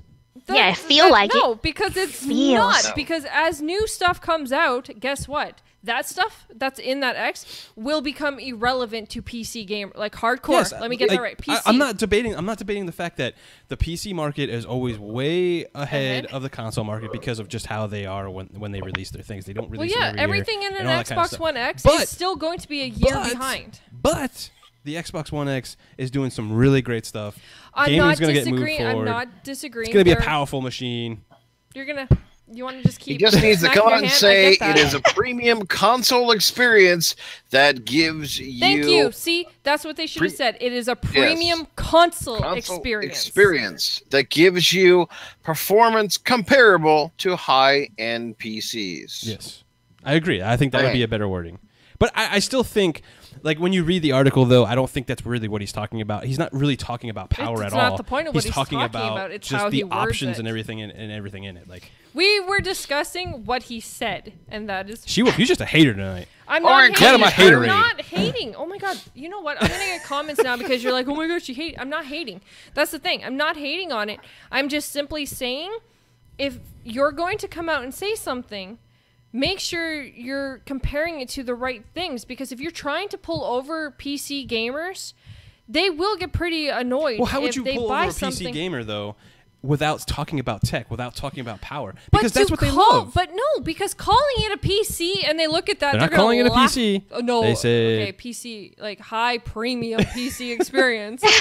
Like again, still comes down to That's not like for. See, people, this is why I piss her off before in the pre-show, because she gets like this and she's really good. But you didn't piss me off. We were talking about like my streaming before the show. It was terrible. You're an asshole. See? But anyway, yes, I agree with you. Their wording was wrong. I agree with Newf. I agree with Mike. I agree with everybody. You all had fantastic points. But let's go ahead and move on. Never. It's kind of like saying them cheap wieners you buy at the stores comparable to the big hoagie sausage. Who is this? Who is that? Cletus. No, Cletus. he needs to go back to Xbox Nation. Goodbye. Bye. All right, let's go into the next topic, and then we're going to get into Go some on, Foxy please. deals.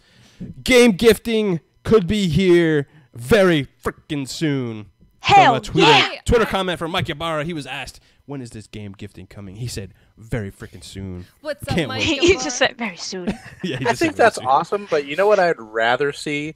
How about letting me allow a friend to borrow my digital game license? Man, That's that- what that I would would like to be- see. How would you even do that? Like, That would Oh be well, just how a about they licensing go back to what fiasco. was originally pitched to us in 2013 Oh, for yes, the Xbox yes, One, I where agree. you had like a family of 10 people and everybody had access to your game library. That would be even And better. That was a complete But gifting screw games up is and good. was completely wrong and was no, not that's actually what the they- media said to you. But no, I'm talking about that, like even they like I thought Xbox didn't even handle all that properly, and I thought there was a lot of like problems where games weren't actually working Yes, the way well, that that's like, what we already said. Like, Microsoft's like wording hasn't been great. And that Yeah, was they're part of that wording. whole time. There it is again. But their ideas were fantastic. First off, sharing the whole IP, there's just a lot of work into that in general. So I'm okay with not like they have the game sharing between Xboxes. That alone is cool. And But I can't do it with everybody. you really want to give all your information out to everybody? To a couple of people. Really? Yeah, social. Let me So get we that just social. all buy different games every month. And get them Well, all. see, right now the game Then you're sharing not that you really can helping do is support kind of the like developers. it's kind of like a hack to the system because like Yeah, okay, 'cause so how right now licensing if I work, were yeah.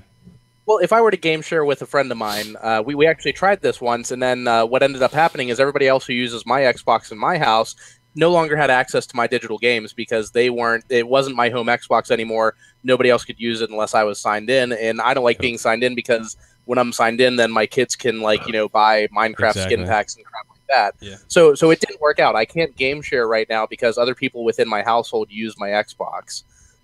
So that's what I really liked about the original idea that they had, and I really bought into that. And I think game gifting is great. I'm not trying to downplay that. I think it's awesome that it's going to come here. But I think that with a lot of people going digital nowadays, letting a friend borrow a digital game, like lending them that license for a couple of days until they give it back, where basically I can't play that game on my system while they're using it, just like lending a friend a physical copy.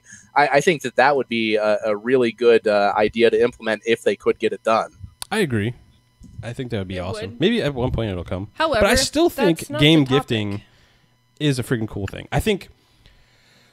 All right, I like game gifting. I think I wish they would have implemented a wish list too, so you could just put a bunch of stuff on there. So then when people yeah. want to gift to you, they can kind of look at it and be like, "Oh, Yeah, here you that'd be go." That would be kind of cool. Well, especially but still, for birthdays and stuff like that. I think games are gonna get a lot more sales now because of this.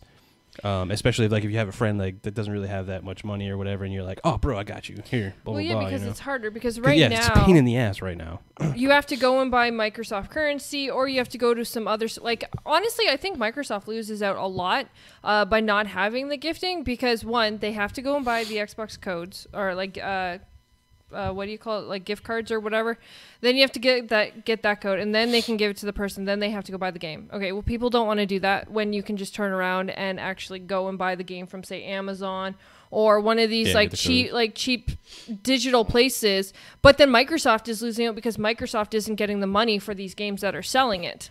They're it's other people who are getting the money for the digital codes that they're selling. So Microsoft would be smart to do this because one, birthdays, there's a lot of friends have gamer friends. So if you actually yeah. could have especially a wish list like what you I don't have said, any and you gamer could have friends. a I don't know what list. you're talking about. You don't have any friends, be quiet. I think that for game gifting to work, because SheWulf, you brought up a great point. A lot of people just go buy it off of Amazon where you can get it for like $20 cheaper for a physical copy. Maybe it's time for digital games to be a little bit more competitive with the physical game market. I don't know if that's going to happen when you still have big box retailers like though. GameStop and stuff like that. But Oh, who was it? There was a game that actually just came out recently. I can't remember it. Heaven forbid, I can't But remember only it. certain games are doing that, Yes, right? yeah. Where But they they're- have the price. But they're starting digitally. it, though. They are at least starting it where they're releasing their digital games cheaper than they're releasing. That should have been a thing day one. It is, but they literally print codes. Like, there's no fucking way that I have to pay the same price for a physical. I think you're talking about Friday the 13th. Yeah, yep. There you go, Yep. Newf. I think that's who it was. Well, now with Friday the 13th, I have a feeling that the digital game is going to increase in price once they add the single-player DLC. Yes, I believe so. And they're not releasing the retail edition until they have the single-player finished. So, you could get Friday the 13th right now for, what was it, like $40? And then they're going to have a retail release that's probably going to be full price. Yeah. Anybody that bought the $40 digital version is going to get the free single-player DLC pack. But I don't know if that's going to change the digital pricing market. And I know what game you were talking about, SheWulf. The one that came out, it was like $10 cheaper to buy digital than it was physical, but I can't remember which game it was. Well, for the Friday the 13th thing, again, don't completely quote, but the Discord that I'm in, I'm still in it with the Friday the 13th devs, and they were actually asked that, and they said price change was not going to change when the new DLC came out. So. Oh. Okay, but again, that would be nice. Just because they say that at this moment does not mean they well, might. That could be like good faith right now because they had a lot of problems on when they Yes. launched. So that could just be a good faith thing. But people later on though be like, yeah, you're getting screwed. Yeah, Well, like not I guess It's a like good game. in reality they could turn around and actually, now that the thoughts actually come across their mind because people are asking about it, they could be like, you know what, we can make a little bit more money for it, so why not? But at the present time when they were asked in this Discord, they did say no, that wasn't going to happen. So. Cool. Well, I just want to say I think it's a fantastic idea and it's long overdue. I think when the Xbox One first launched, they had talked about a very similar premise to what they're doing right now. And Crab brings up a good point in the chat that, again, you have to also watch your relationship with the retailers because if you're going to undercut them a lot on the digital, it's going to really make some people mad. And so you got to watch how competitive you are with that. My rebuttal to that, Newf, sort of thing. No, I don't mean to cut you off, bro, and I'll let you get back to your point. But like my rebuttal to that is like, okay, so if they're undercutting you in the physical market, so sell digital codes too. Like, well, and they do. GameStop, you could go there right now some places, and buy a game digitally, and they'll give you a code to download it, but it's the same price as the retail version, which is it's ridiculous. Ridiculous, yeah. I'm just saying, if digital was cheaper. I don't see why they have to worry about the relationships with brick and mortar stores because they technically can sell the codes too at a cheaper price and still get that business as well. Just be competitive with everyone else. Why not? Go ahead, Newf. And also really cool to have an actual code on the shelf for a game, much like you'd get it when you're buying your memberships or whatever. Or those little the gift card things and stuff. Yeah. Totally. I just wanted to point something out though. If they come out with this, guys, you better start sucking up to people really good because Mooch is going to steal all the games. Nice. Damn. Nice. But I'm excited about this. This is pretty cool. I've been wanting to do this since the 360, where I'm I just want to give my friend a birthday, like SheWulf said. And there's times where I just send her the monies or whatever, and. Yeah. It would be easier just to be I know she wants this game, boom, let me send her that, or another friend, or my brother, or something, and we're not game sharing, so I don't have to worry about all that. Especially when there's a lot of money difference sometimes. A game is a certain amount, and you can only buy Microsoft currency for so much. Mm. So then you end up having to spend more for which isn't a huge deal to I'm sure a lot of people because they half the time they are giving it to friends or something. But people who are giving things away for giveaways and all that other kind of stuff, it's hard to have to pay more into something when you could just simply pay the exact price and just gift that exact thing. And they're actually getting that instead of it going to something else. Well, and here's an example of how unbalanced it is. You could go to Amazon and you can buy a digital code for a game, but more often than not, the digital code is at $59.99 when they're selling the physical version at $30 right next to it. They're hey, here are your options. You've got physical and digital. Well, okay, why is there a price disparity on the physical where you have to actually ship me something versus this digital one where all you do is you give me, maybe 20 characters of text? Yeah. Yeah. Exactly. Yeah, I noticed that when I look for the deals and stuff, I'm let me see the digital. I'm oh, that one's still 60. Never mind. I'll just mention the physical one then. That's awesome. Yep. What's up, Crappy in the chat? Just want to say, hey, bro. Before we go ahead and get into Foxy deals real quick, I want to say something to the TXR guys. Everybody saw on Twitter they kind of had a quit the show and all that kind of stuff. And I want to wish them all the best of luck and everything. And they do. We miss you guys on Monday. Hopefully you guys come back and They maybe all do like parted ways. There was Rand, Althor, Maka. We also had Doc Cupcake. We had Inferno. Inferno. Wasn't he on there? Yeah, Southie. Inferno. Yep. Tim Dog and Southbound. Yeah. So, So big shout out to you guys. We love you guys. Hopefully you come You back. guys are at some point. awesome. My Mondays are not the Pretty. same now. No, It's Mondays weird. are It's like boring something's now. missing. But we do miss you guys. I don't think and there's hope all nothing is on Mondays well, now. and hopefully, everyone still sees. I'm sure we'll still see you guys all around Twitter. So if you guys want to go follow them and see what they are doing, go check out their Twitters because they are still around. We still love you guys. Yeah, they're awesome, and it sounds like, who knows, maybe we got some eligible guests for Tuesday night's spot. We'll see what we can do. But all right, but let's go ahead and get into Foxy Deals. We're going to play the intro. Hey, that's a steal. It's Foxy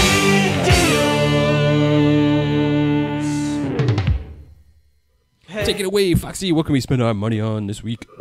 Hey, what's up, everybody? If you heard the song, it sounded a bit familiar, right? I don't know, Mike. Did you think it was sounding familiar? But anyway, Who's breathing into their mic? who's yawning? How dare you? You bored of me? I will Oh, kill it's you. Newf. Newf, stop moving. What? Sorry. I'd adjust my mic. Its vision Alright, is based so- on movement, Newf. Anyways. On Foxy Deals this week, obviously pick up your free games with Xbox Games with Gold and your PlayStation Plus stuff. But on Xbox Deals with Gold, some of the games that stood out to me was Shadow of Mordor, Game of the Year Edition, which is awesome. It's only $4. What? Yeah, I said that. $4. So if you don't have this game, go ahead and pick it up and get ready for that new one because I hear the Nemesis system is amazing. They also have It's something. Ukulele is 32. Great game. They have Mass Effect. They have Mass Effect Andromeda, which has two different SKUs, so that's 30. It's a great and game. Stop hating 35. on that game, people. Yeah, it's pretty good. Try it out for yourself. And then we have some back-compat Sonic games that are on sale on the 360 section, so there's a lot of different Sonic games on there, so check those out if you're interested. Over on the PlayStation side, with PlayStation Plus discounts, not that much, because they had all their awesome best stuff on their deals that they did last week, the mid-year sale. So basically, it's a lot of indies, so go check those out if you want some indies. But Rocket League is $10, so that was pretty cool. And since PlayStation didn't have that much to show, I went to check out some deals on Amazon, which I will be talking more about in a sec. So some of the stuff they had for PlayStation was Rainbow Six Siege. That was $15.85. That's really cool. And Sword Art Online, $17. And those are the cheapest that I've seen it. So those are on Amazon. And speaking of Amazon, they're having an amazing sale right now. So Amazon Prime Day, basically. And on there, you can get so many great deals for games, consoles, and everything. So I'll point out some of these for you guys right now. We have, also, like I said, awesome games. Some of them are like 50% off. We have the Elgato HD 60 is like $100. So pick that up. They also have TVs, headsets, microphones like the Blue Yeti. I believe that one is $90. They have a PlayStation 4 Slim with the Uncharted 4 game that is $230. Really good deal. They have an Xbox One S bundle with 3 games: Halo, Recore, Forza 6, and Is that an the one extra Major Nelson controller. put out? Yes, I believe so. That was I a good- believe that was a I good one. I saw it everywhere. It was Yeah, all it's over my crazy. Twitter feed. Yeah, and it has an extra controller. It has the charging cables and everything. And all that is for $240. So that's an awesome deal. Crazy deal. Yeah. So yeah, like I said, accessories, headsets, monitors, controls. They have Xbox One. Xbox 3. Not 360. Oh my God, why do I want to say the actual console? Xbox Live. Thank you. Membership. So 3 months, and you get a $10 gift card free with that. So that's really cool. Yeah, I believe that's most of the things I saw. Oh no, hard drives. Awesome. They have some awesome hard drives. This one is 2 terabytes for $60. Ooh, Really wow, cheap. that's really cheap. And then we have this awesome one that I've never seen before for this price. 8 terabytes for $100 and 54. Why can't I talk today? I don't understand this. What is it, guys? What is it? Oh, so yeah, 154. So cheap, that's dude. 8 For terabytes. 8 terabytes. Yes, I yes. love how she That's the asks cheapest us. I've It's ever not seen like it. she sends us the deals like ahead of time to know anything she's saying. Help So me out, guys. it's like, If you guys want to, I mean, I don't know. I'm the one saying it. I just don't know why I can't speak today. That's all I'm asking you. I had that she's last show. flabbergasted. I couldn't talk Why to you. can't I talk? But yeah, there's a lot of awesome deals on Amazon, and those are the only ones I'm gonna point out today. But I do have more, so check them out when I post them on Twitter, on Discord, and if you guys have anything that stood out to you, send it my way. Hashtag Foxy Deals. Back to you guys. Sweet. Jesus Christ, I need something to drink. That was good. Foxy. You did it, girly. You did it. A little fumbling, but I did that last week too, so don't worry about it. It's all good. All right, let's go ahead and get into some more topics because let's talk some Halo 5. It's getting the 4K support, what everybody was asking about. Where was it at E3? 343 comes out and drops bombs on everybody. But that's not all to talk about, actually. There's actually a lot of cool stuff in their little announcements. So, as I said, Halo 5 is going to get the 4K patch. We'll see how that all plays out. I'm excited for that because I think Halo 5 looks fantastic. I think it's a great looking game. Halo 3, Halo 3 ODST, Halo 4, and Halo CE anniversary will be back compat. When the Halo games do arrive, they'll also offer LAN play even between the Xbox One and the 360, which is crazy. I think that's super awesome. All the Halo map packs will be free to download. Thank you, 343. They're like, nobody's going to get left out. You're going to get all the maps to play on all these freaking games, and it's going to be fantastic. My only thing is they didn't really give us a release date of when any of this was going to happen. But it's super awesome. Like that's great. Like they support Halo like nobody else. Like they do a lot of really cool things for the community out there. What do you guys think? I'm still really surprised that that Halo 5 wasn't with all the other games that they had on the E3 stage. Like I understand they wanted to save it for what was it, like Halo Summer Week or something like that they made this announcement. Yep. So I mean, I get that they wanted to save it for that, but like really, E3 is the bigger stage. I think that it should have been in there because what was it? Eurogamer had a video that came out last week where they were talking about like Xbox One games playing on the Xbox One X, where if they don't get a patch, like, and they brought up Halo 5 because it does the dynamic resolution. They said they were going to be really interested to see how Halo 5 performs on the Xbox One X because of its dynamic resolution. Yep. And now here we're going to get the Xbox One X update. I think it would have been better to have that up front when the Xbox One X was announced.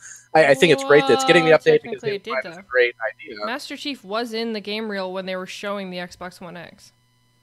Well, yeah, but that could have Yeah, been but Halo they Wars 2. yeah. Like, they didn't have Halo 5 with all the other They games that specifically, they like, announced as here's getting One Halo X 5. updates. Okay, come on. Like, they literally showed the games that were going to be 4K, and Master Chief was right there. Yeah, but And at how the would bottom you though, it didn't say assume- like Halo 5 Guardians though. And people, I would Well, ask, like, where is Halo? Nintendo's going to have Mario and a sizzle reel even if they don't have a new Mario game coming Yeah, out. for sure. They're gonna. Hey, here's Mario. No, come on, guys. Gears I'm of with Mikey War on this one. 4 got 4K. You really think Halo 5 is going to get knocked out? Oh no! Like I'm saying, I totally expected this to happen. I'm just again surprised that it wasn't in their list at the Well, E3 I announcement. think Well, it here's the was- thing, like with the Gears 4 thing, like that also released on PC where Halo 5 didn't. Like Halo 5 was just exclusive to. Okay. They did do the Forge thing, update and stuff on the PC, so maybe that like led into the whole thing. But When they did their real... I still was like, so where's the Halo 5? when they did the games and that were dropping through their line and stuff, did anybody actually like sit and look and watch and like every single thing to make sure Halo wasn't actually Well, you said in you saw that? Halo. You saw Master Chief. Well, yeah, that was at the very beginning when they were first talking about the Xbox One X. But I'm talking about like when they were talking about the 4K and those two like lines on each side were rolling out each of the games that were getting 4K. Did anyone actually pay attention to see if Halo 5 wasn't in there? I don't remember did. seeing it. You watched every yeah. single one of them? No, but I did go back and look through a list of confirmed games that were getting an Xbox One X update, and was Halo on 5 was absent from that list. So they were Yeah, either they had 'em waiting. on a They were either waiting separate for this announcement, or maybe they were like, "Well, we don't really want to bring up too much Halo on there to overshadow other things," kind of thing. Or they were still working on it, and maybe they weren't quite sure if a 4K they wanted to do that because there's probably still they're working on like Halo 6. I was going to say honest. they could be focusing more on Halo 6. Yeah. And so Let's hope Perhaps so. it's kind of a thing where they send it over to them and say, "See what you can do with this, and if it takes too much time and too much effort to get the game rolling that way, then we'll just pass on it." You know what I mean? Like, Yeah. Well, they that might also be could the have been kind of I can't even say the word. My butt's starting to fall asleep. Save that booty. We can't talk today. Save that booty. They also could have been sitting there going back and forth just with the idea itself. Should we bring Halo 5 to 4K because of the fact Halo 6 is supposed to be releasing next year? So they could have actually just been questioning themselves about it, and that's what Honestly, took that's too long the whole because- reason why I thought Halo 5 was on there is because they're too busy working on Halo 6, and that would make perfect sense to me. Yeah.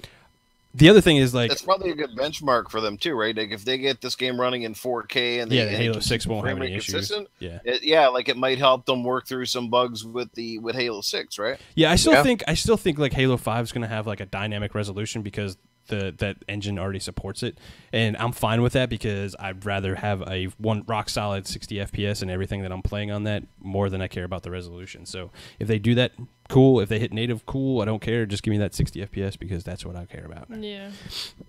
But I'm super awesome. I love all the back compat stuff. I love that we're getting all the downloaded maps for free. You get to play on everything. Hell I yeah! don't really see Gonna the be awesome. point of bringing the back and pat when they literally release Achievos, the- Achievos, girl, Achievos. Oh, okay, I not- guess. not Yeah, I only guess that, if you could. But 'cause- you can still use all the old servers and stuff where like MCC. Oh, yeah. still Right. has But issues on I it. just mean like you still had the Master Chief Collection that had all of these But still games, has- even But ODS. it has There's its people still multiplayer issues. it still has the multiplayer issues where But people Fox kind has of, a good point though. That means like that's going to double on Yeah, to the I didn't finish achievements. Halo Anniversary, so I could go back and play that one if I for wanted to. sure. Yeah. I played them all. So Yeah. Speaking of back compats, come on Ubisoft, get Splinter Cell and Graw. yeah, where are back those? compat. Come on. Blacklist or Yeah. something, Newf, right? speaking my language. Thank you, bro. Thank you. But no, on. seriously, like for Halo 3, there's still a large amount of people that play that on 360 because of the Oh, 360 servers and the 360 multiplayer. Bringing that to back and pat, that's going to give them a reason to upgrade if they haven't already. Yeah, that's awesome. True. That's true. Awesome. So super excited. Love Halo. Can't wait till all this stuff drops. I want to check it out. better. I better. I do. I love Halo. It's great. So good. All right, let's go ahead and get into a topic that not everybody likes to talk about, but I'm excited about it. I don't care. This will be short. I knew that was coming. Destiny 2 beta info. What will you be Oh, playing? hello. The beta. So Destiny 2's open beta starts July 18th for the PS4 pre-orders and July 19th for Xbox One pre-orders, which is kind of cool. It's like just a day. I think the other one was a little more separated. A week. Yeah, it was like a week. So this is only a day, so that's fantastic. Everyone else gets to play it July 21st with the beta ending on July 23rd, which is a pretty good fair amount too. Of Not playtime. everybody. Not PC. Get out of here. Yeah, well, you know. Oh, are they not having a beta on PC? In August or something, right? Yeah, it's like Oh, wow. Yeah. Yeah. The full game launches September 6th for consoles and October 24th on PC, which I'm going to be honest, the definitive edition is going to be on PC, people. So what we're going to be playing is the first story mission, Homecoming, which I think is a lot of the gameplay that you see out there on YouTube's right now. Players can try out the Inverted Spire Strike, partake in either Countdown or Control in PvP, and even explore the farm for a limited time on July 23rd. What do you guys think? Is this enough? Yep.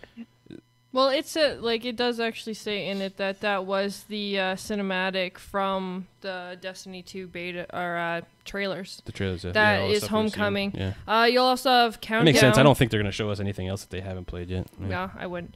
You'll also have Countdown, which is a new Crucible mode. I think that is pretty cool. Yep, I'm new excited to Crucible try a new mode. You'll also have Control. I'm excited to see the 4-on-4 thing because I want to see how that's going to play out. I'm not happy Yeah, with the we'll 4-on-4 thing. I'm still We'll pretty see. I'm pissed iffy off too. I'm about iffy that. on that too, but I'm just saying like I'm interested to try it out. There's going to be Control, which obviously a lot of people already know what Control's Control fun. is. Hell yeah. So Hell yeah. you will, yes, you will be able to, and it is, like they said, it's new maps, but it is still standard Control. So that is also amazing news. Here's the thing too is like a lot of people are like, you know, Destiny 2 is like 1.5 and all this other kind of stuff. But it goes back to like people like saying like Halo's milked and, you know, Uncharted franchise is milked and all this other kind of stuff. They wouldn't be Uncharted, Destiny, or Halo if they went and made a fucking different game, people. Like, they have to keep the core game. That's true. That is true, but Yeah. you'll also have the farm. Yeah, the farm. That's a little social area, which I think is only like 28 people or something that can be in there at a time. The farm is smaller. for 1 hour is. starting at 10 a.m. Pacific time on Saturday, July 23rd. Players will be able to test our Destiny 2 new social space. Social Yep. space. which I don't even know what's gonna happen. So there. does that mean like it's going to be It's like? gonna be like the tower when you go there and just walk around and do But nothing. will no you more actually tower. be able to hear everybody talking? Like that's one of the That's main. cool. Yeah, that that's is what cool. I want to know. Is this going to be the feature where you're actually going to allow everyone to go into this area and you can actually talk shit. to people and actually find people for parties and actually find people for your groups and stuff like that? Like, are you going to be able to talk to Be the like, yo, people what in up, this girl? space? I That like is your what I want armor. to know. Oh. Your armor's looking really sexy right I now. swear Yeah, to we God, got the if I armor. get those weird people, I'm going to be like, know you're yeah, going goodbye. to. No, I know. I think you could only talk to the people that are in your fire team, and you have to go to a separate area to team up with them. But I'm not 100% sure Oh on my that. God. Well, then it's so it's convoluted. literally not a new social space then. Like I want to But know that's the what they call it. They idea called the of- tower that as well. Yeah, that's so true. it's just a replacement, even though it's smaller than the other one was. Yeah, can Um, we please fix our shit because like what Destiny the 2, hell- fix your What shit. the hell is the point of having a tower that allows you to go where everyone's just kind of hanging out and you can't talk to I agree. people? How is it a social space without being social? Social. Like, Mm-hmm. I agree. okay, I can go with my people. Okay, well, I can sit in space in my stupid little ship and talk to people. Like, it kind of defeats the purpose. Like, They could hello? change that though. That could be something that they could change. They could fix Yeah. that. I mean, it's from No, what but I we're not heard. going I in don't know space though. anymore. We get to go No. from planet to planet, not even have to do. well, the whole that's thing. fine. I can still talk to everybody and party. I don't have to be in like a social spot to be like, really. Stupid little ship. People be walking up to you and be like, "SheWulf, you need to come to my ship because I got a fucking ship that's full of chairs that's comfy for your ass." Wow. Save that booty. I think he just thought of that one on the spot because that one didn't sound very well played out. No. Then Newf's there- trying. Then no, I give him credit. He tried. I just mean like there was he doesn't delay when he makes those jokes, but Newf there was a always gets delay in credit. that one, so it was kind of I think it was like a quick enough. thought. Hey, my mind is on PlayStation Network time today. Oh. Does that mean you got hacked? No. Anyways. Dang. Okay, so and then there's going to be a new strike, so I'm excited to try that. Like they are actually giving you more than the first beta did. Like they are actually giving you more to do in this beta than the first beta. But you got to explore more in the first beta. Like You can did go get to around that whole explore, area. but did it ruin it for It was us? more That's open. the thing. Like we actually got to see a lot more than what we kind of wanted to, I guess. It still made me buy the game. I still played it. Yeah, you are it was fine getting for me. to try the new classes. Like that is Oh going yeah, to be. you get the new classes. Yeah, You will have Dawn. I get to Dawn be Captain Blade. America. Yes, you will have. Well, except for the hunter. Hunter only gets to have gold gun from what I saw. No, actually, it's going to be the thought it Arc said- Strider. The Arc Strider. Yeah. The I beta. saw gold gun. Nope, the beta is Okay. going to be the Arc Strider, which means you get to have the cool bow thingy that you like, or The staff. stick, staff, Punch somebody in the whatever the face. hell it is. I All swear to these God, the things fact that sound you so took away foreign to my me. bow, I'm just pretty. Oh, Mike, you gotta get in Destiny, bro. Pole I'm- dancer. Pole dancer. They took away my freaking daggers. Like, I don't know if I'm gonna It's like the that. same but thing. It's just using a freaking staff. it's a stick. If I wanted a Yeah. long stick to smack people with, I would go find a stick from a tree and smack people with. I had daggers Wow. because I was a blade dancer. I'm excited for the and beta. spice. But Before anyways, we put people to sleep, we're talking about Destiny yeah. 2. Well, hey, it's funny. Okay, well, one of the maps that we get to play on, I think, is going to be Nessus. I Yep. think that's I think it's the one that I saw that they were playing what I on. was kind of surprised about though is so content that's not going to be in the beta is character progress. So you are literally going to have no progress in this at all, like none.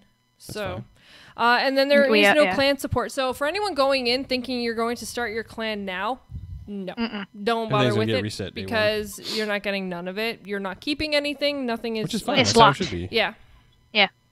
So other than that, though, we all know that Destiny 2 releases on September 6th. So I hope you guys are excited I'm playing for it that. on 2 platforms: Xbox One X and PC. Yep. The only way I'll be playing that game is if somebody gives it to me through the Xbox game gifting. Oh, I'm sorry. I damn. love the first one. I'm not trying to say it's not a good game. Destiny was a great game. I really enjoyed playing it. But the nickel and diming of their player base by launching like so many different DLCs, even if you bought the season pass, I mean, I can't get over that. No, man. I mean, I agree. It I was agree. definitely way too understandable. much. Like they definitely milked. Like we were one of the stupid ones that bought all of it. But You're gonna make me buy it again. I am. I bought the season pass, and then I was pissed when I didn't get everything. I was like, wait, Yeah, what do you yeah, mean? that There's more really DLC I have sucked. to buy. Yeah, I think Yeah. season passes need to be removed. I blame Activision. Yeah. I know it's kind of like buying a car with like, the fucking tires attached to it, you know. And it's like, hey, well, but you can have the tires an extra $20 later on. And I mean, Yeah. it's only because of how upset I was from the first game that I don't even want to try the beta out. Because if I play the beta, then I'm going to want to play this game and buy it when it comes out. And if I buy it when it comes out, I'm going to be pissed off again a year later. So, does that mean if we get a spare code and you end up having a code to play the beta, you would play the beta? Well, yeah, because then I can rationalize buying the DLC as if I didn't have to buy the base game. He's gonna get hooked on. Then the DLC is more affordable, and I'd you probably know you're play it getting like. set up Get him. right now, Mike. Right? Get him. Well, I'm just saying, like, if it wasn't for the nickel and diming that Activision put us through with the first game, I would be much more on board with the second one because I loved every minute of the first game that I played, but I can't support that kind of shit anymore. I agree. Yeah, understandable. And I can But see SheWulf's if gonna I make me give pay him for a it. code. So it's Wow. whatever.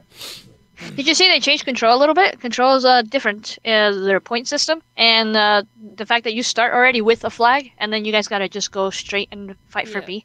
Yeah, that's cool. Okay. Yeah, it's different. That's cool. It's not I bad. also like the new I'm like just- the weapon loadout thing where you can't like roll anymore. It's just this is what the weapon is. Period. Yeah. I kind of like that.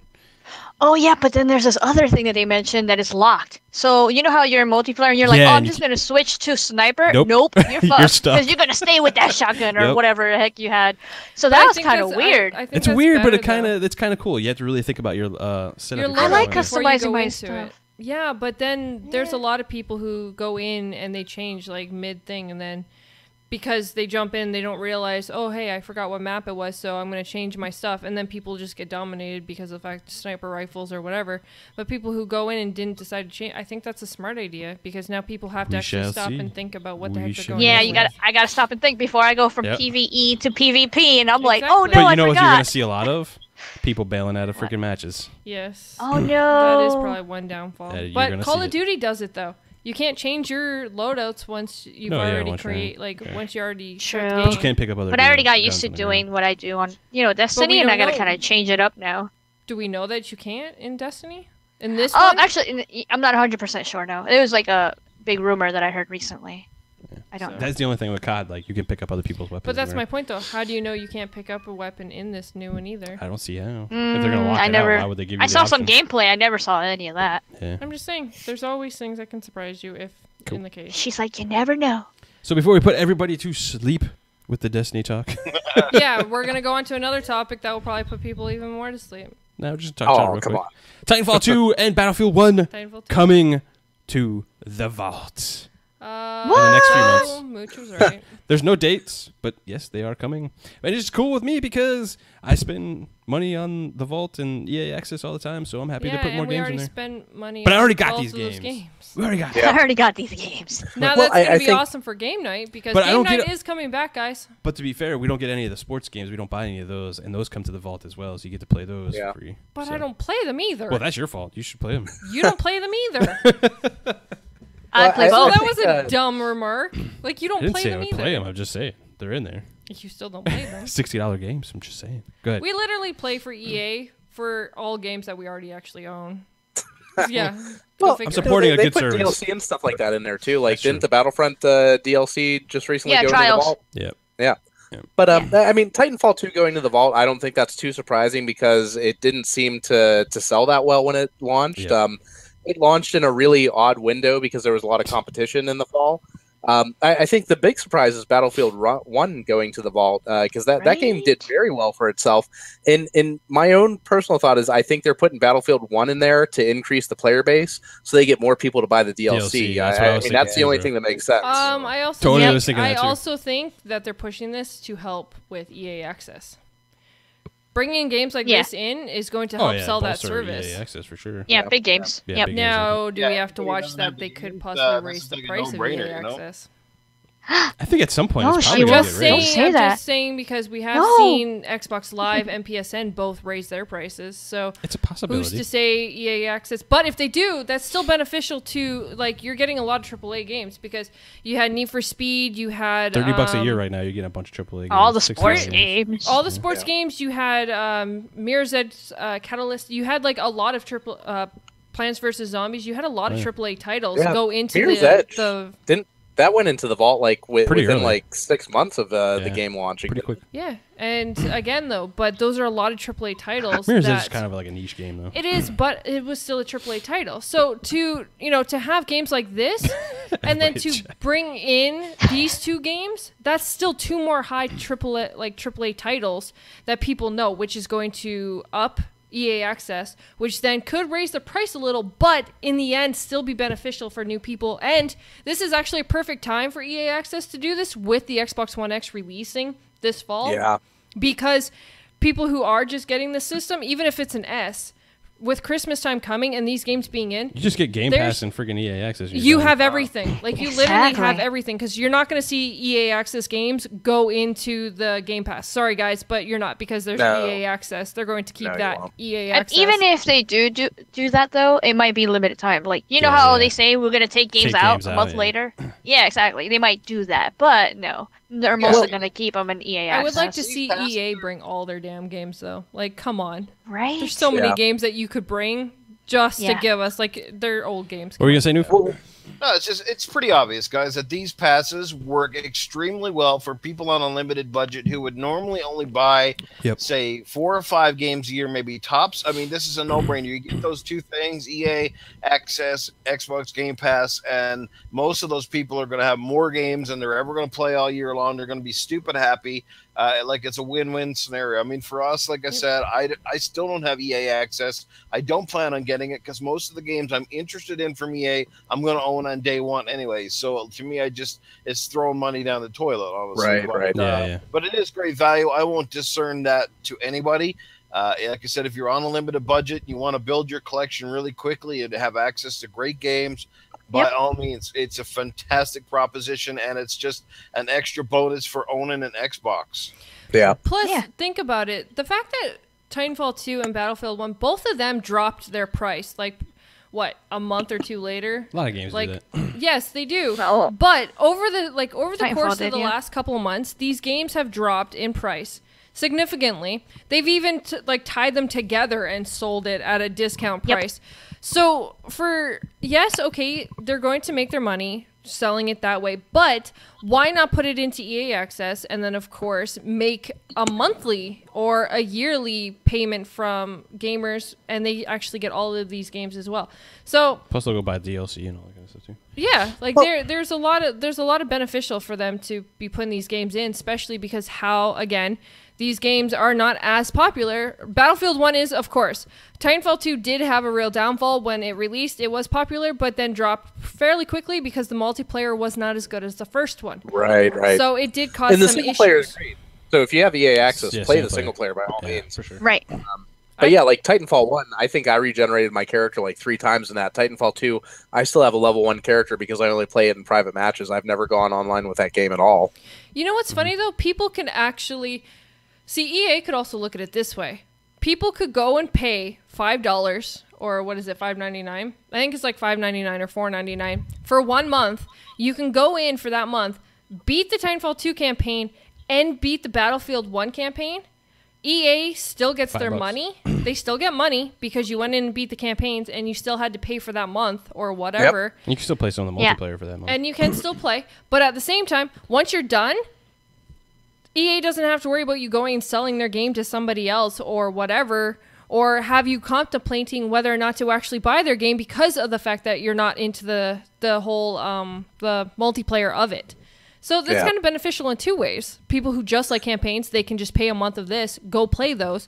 EA still makes some money on it, and people aren't really losing out on money. Like, it does become beneficial. Well, No, it does. Well, and I think EA Access is a great value. But what I would like to see from EA Access with Titanfall 2 and Battlefield 1 coming to the vault so much sooner than I expected is I would like to see some sort of standardization. Whereas, like, if a game comes out, let's say after 8 months it's going to be in the vault, then that's going to make more people sign up for EA Access. But that may also cannibalize some of their game sales for new games coming out. yeah. So that's kind of the give and take that EA Access is playing with right now. Yep. Yeah. You can do that with certain games, definitely. Well, everybody, we have hit the 2-hour mark. Any last words on the EA Access before we go ahead and close out the show? No, but you know And what I would like to say quickly? Sure. So, sorry, Fox, go. It's okay. It's okay. No, I didn't even hear, like, there was a pause there. No one was talking, so I'm like, oh, I'll just jump in quickly. Go for it, Fox. No, I was gonna say it's a great value. You got freaking Mass Effect, you got both Titanfalls, and a couple of different Battlefields. So it's amazing. Go ahead and get that. Good, you. I was just gonna say I would actually like to see like Ubisoft or BioWare and Bethesda. I would like to see those two companies come out with something like EA did. I don't need no more money on freaking services, okay? But I would like them. Well, all that's going to do is prevent games from going to the Xbox Game Pass, though. True. I agree with I'm Mike. okay with that if I can get a whole bunch of games. I'm not okay with that. I'm okay with The that. only thing about me the only reason I almost hate to see success for some of these services, and this is being Is that everything using it becomes a lightly, service? is because yeah, everything becomes a service, and that means the more people that adopt these passes, these access programs, it's going to really be the final dagger in the physical sales. It's going to take over and kill that, and you guys know me, I'm a hardcore physicals. Foxy likes her physical disc too. Hell yeah. And Nobody so, likes physical. No. Hey, I would rather pay Wow. $100 a I'll year disown for you like right now, two different sis. services than spending what I do on new games that release in the fall. Sorry, Mr. Titan X. We do have to end the show at some point. We got to upload this to all the podcast services out there for you guys, so you can listen to it over and over and over again. Hey, that's a good thing. Wait, watch it again. It'll never end. You can listen to over and over and over again. And we'll be back next week. Yeah, every week we're gonna be here. I almost didn't make the show, actually, guys. Like, Oh my God. I was super busy at work. I didn't think I was gonna make the show. I literally came in about like 45 minutes before the show started. I was like terrified. I was gonna have to sit she here was by freaking out. myself, just kind of. Hi guys. Hi Her everybody. and the doggy. Yep. Yeah, I would have Aw. Dakota sitting up here with me because Hell yeah. But we're going to go ahead and close the show out, guys. Thank you so much for everybody watching us and everything else. And if you're watching on the podcast service and all that, thank you. Make sure you rate and subscribe and do all that kind of cool stuff. Make sure you follow all these awesome people. I'm going to go ahead and let them shout out whatever they got going on and all that kind of cool stuff. SheWulf, what you got going on? Okay, so make sure you guys tune in. We do have the gaming den at Friday. yeah. It's like the weirdest. I don't know. Come on. Okay, so yeah, you can watch us on the gaming den at 1 p.m. Eastern time on Friday.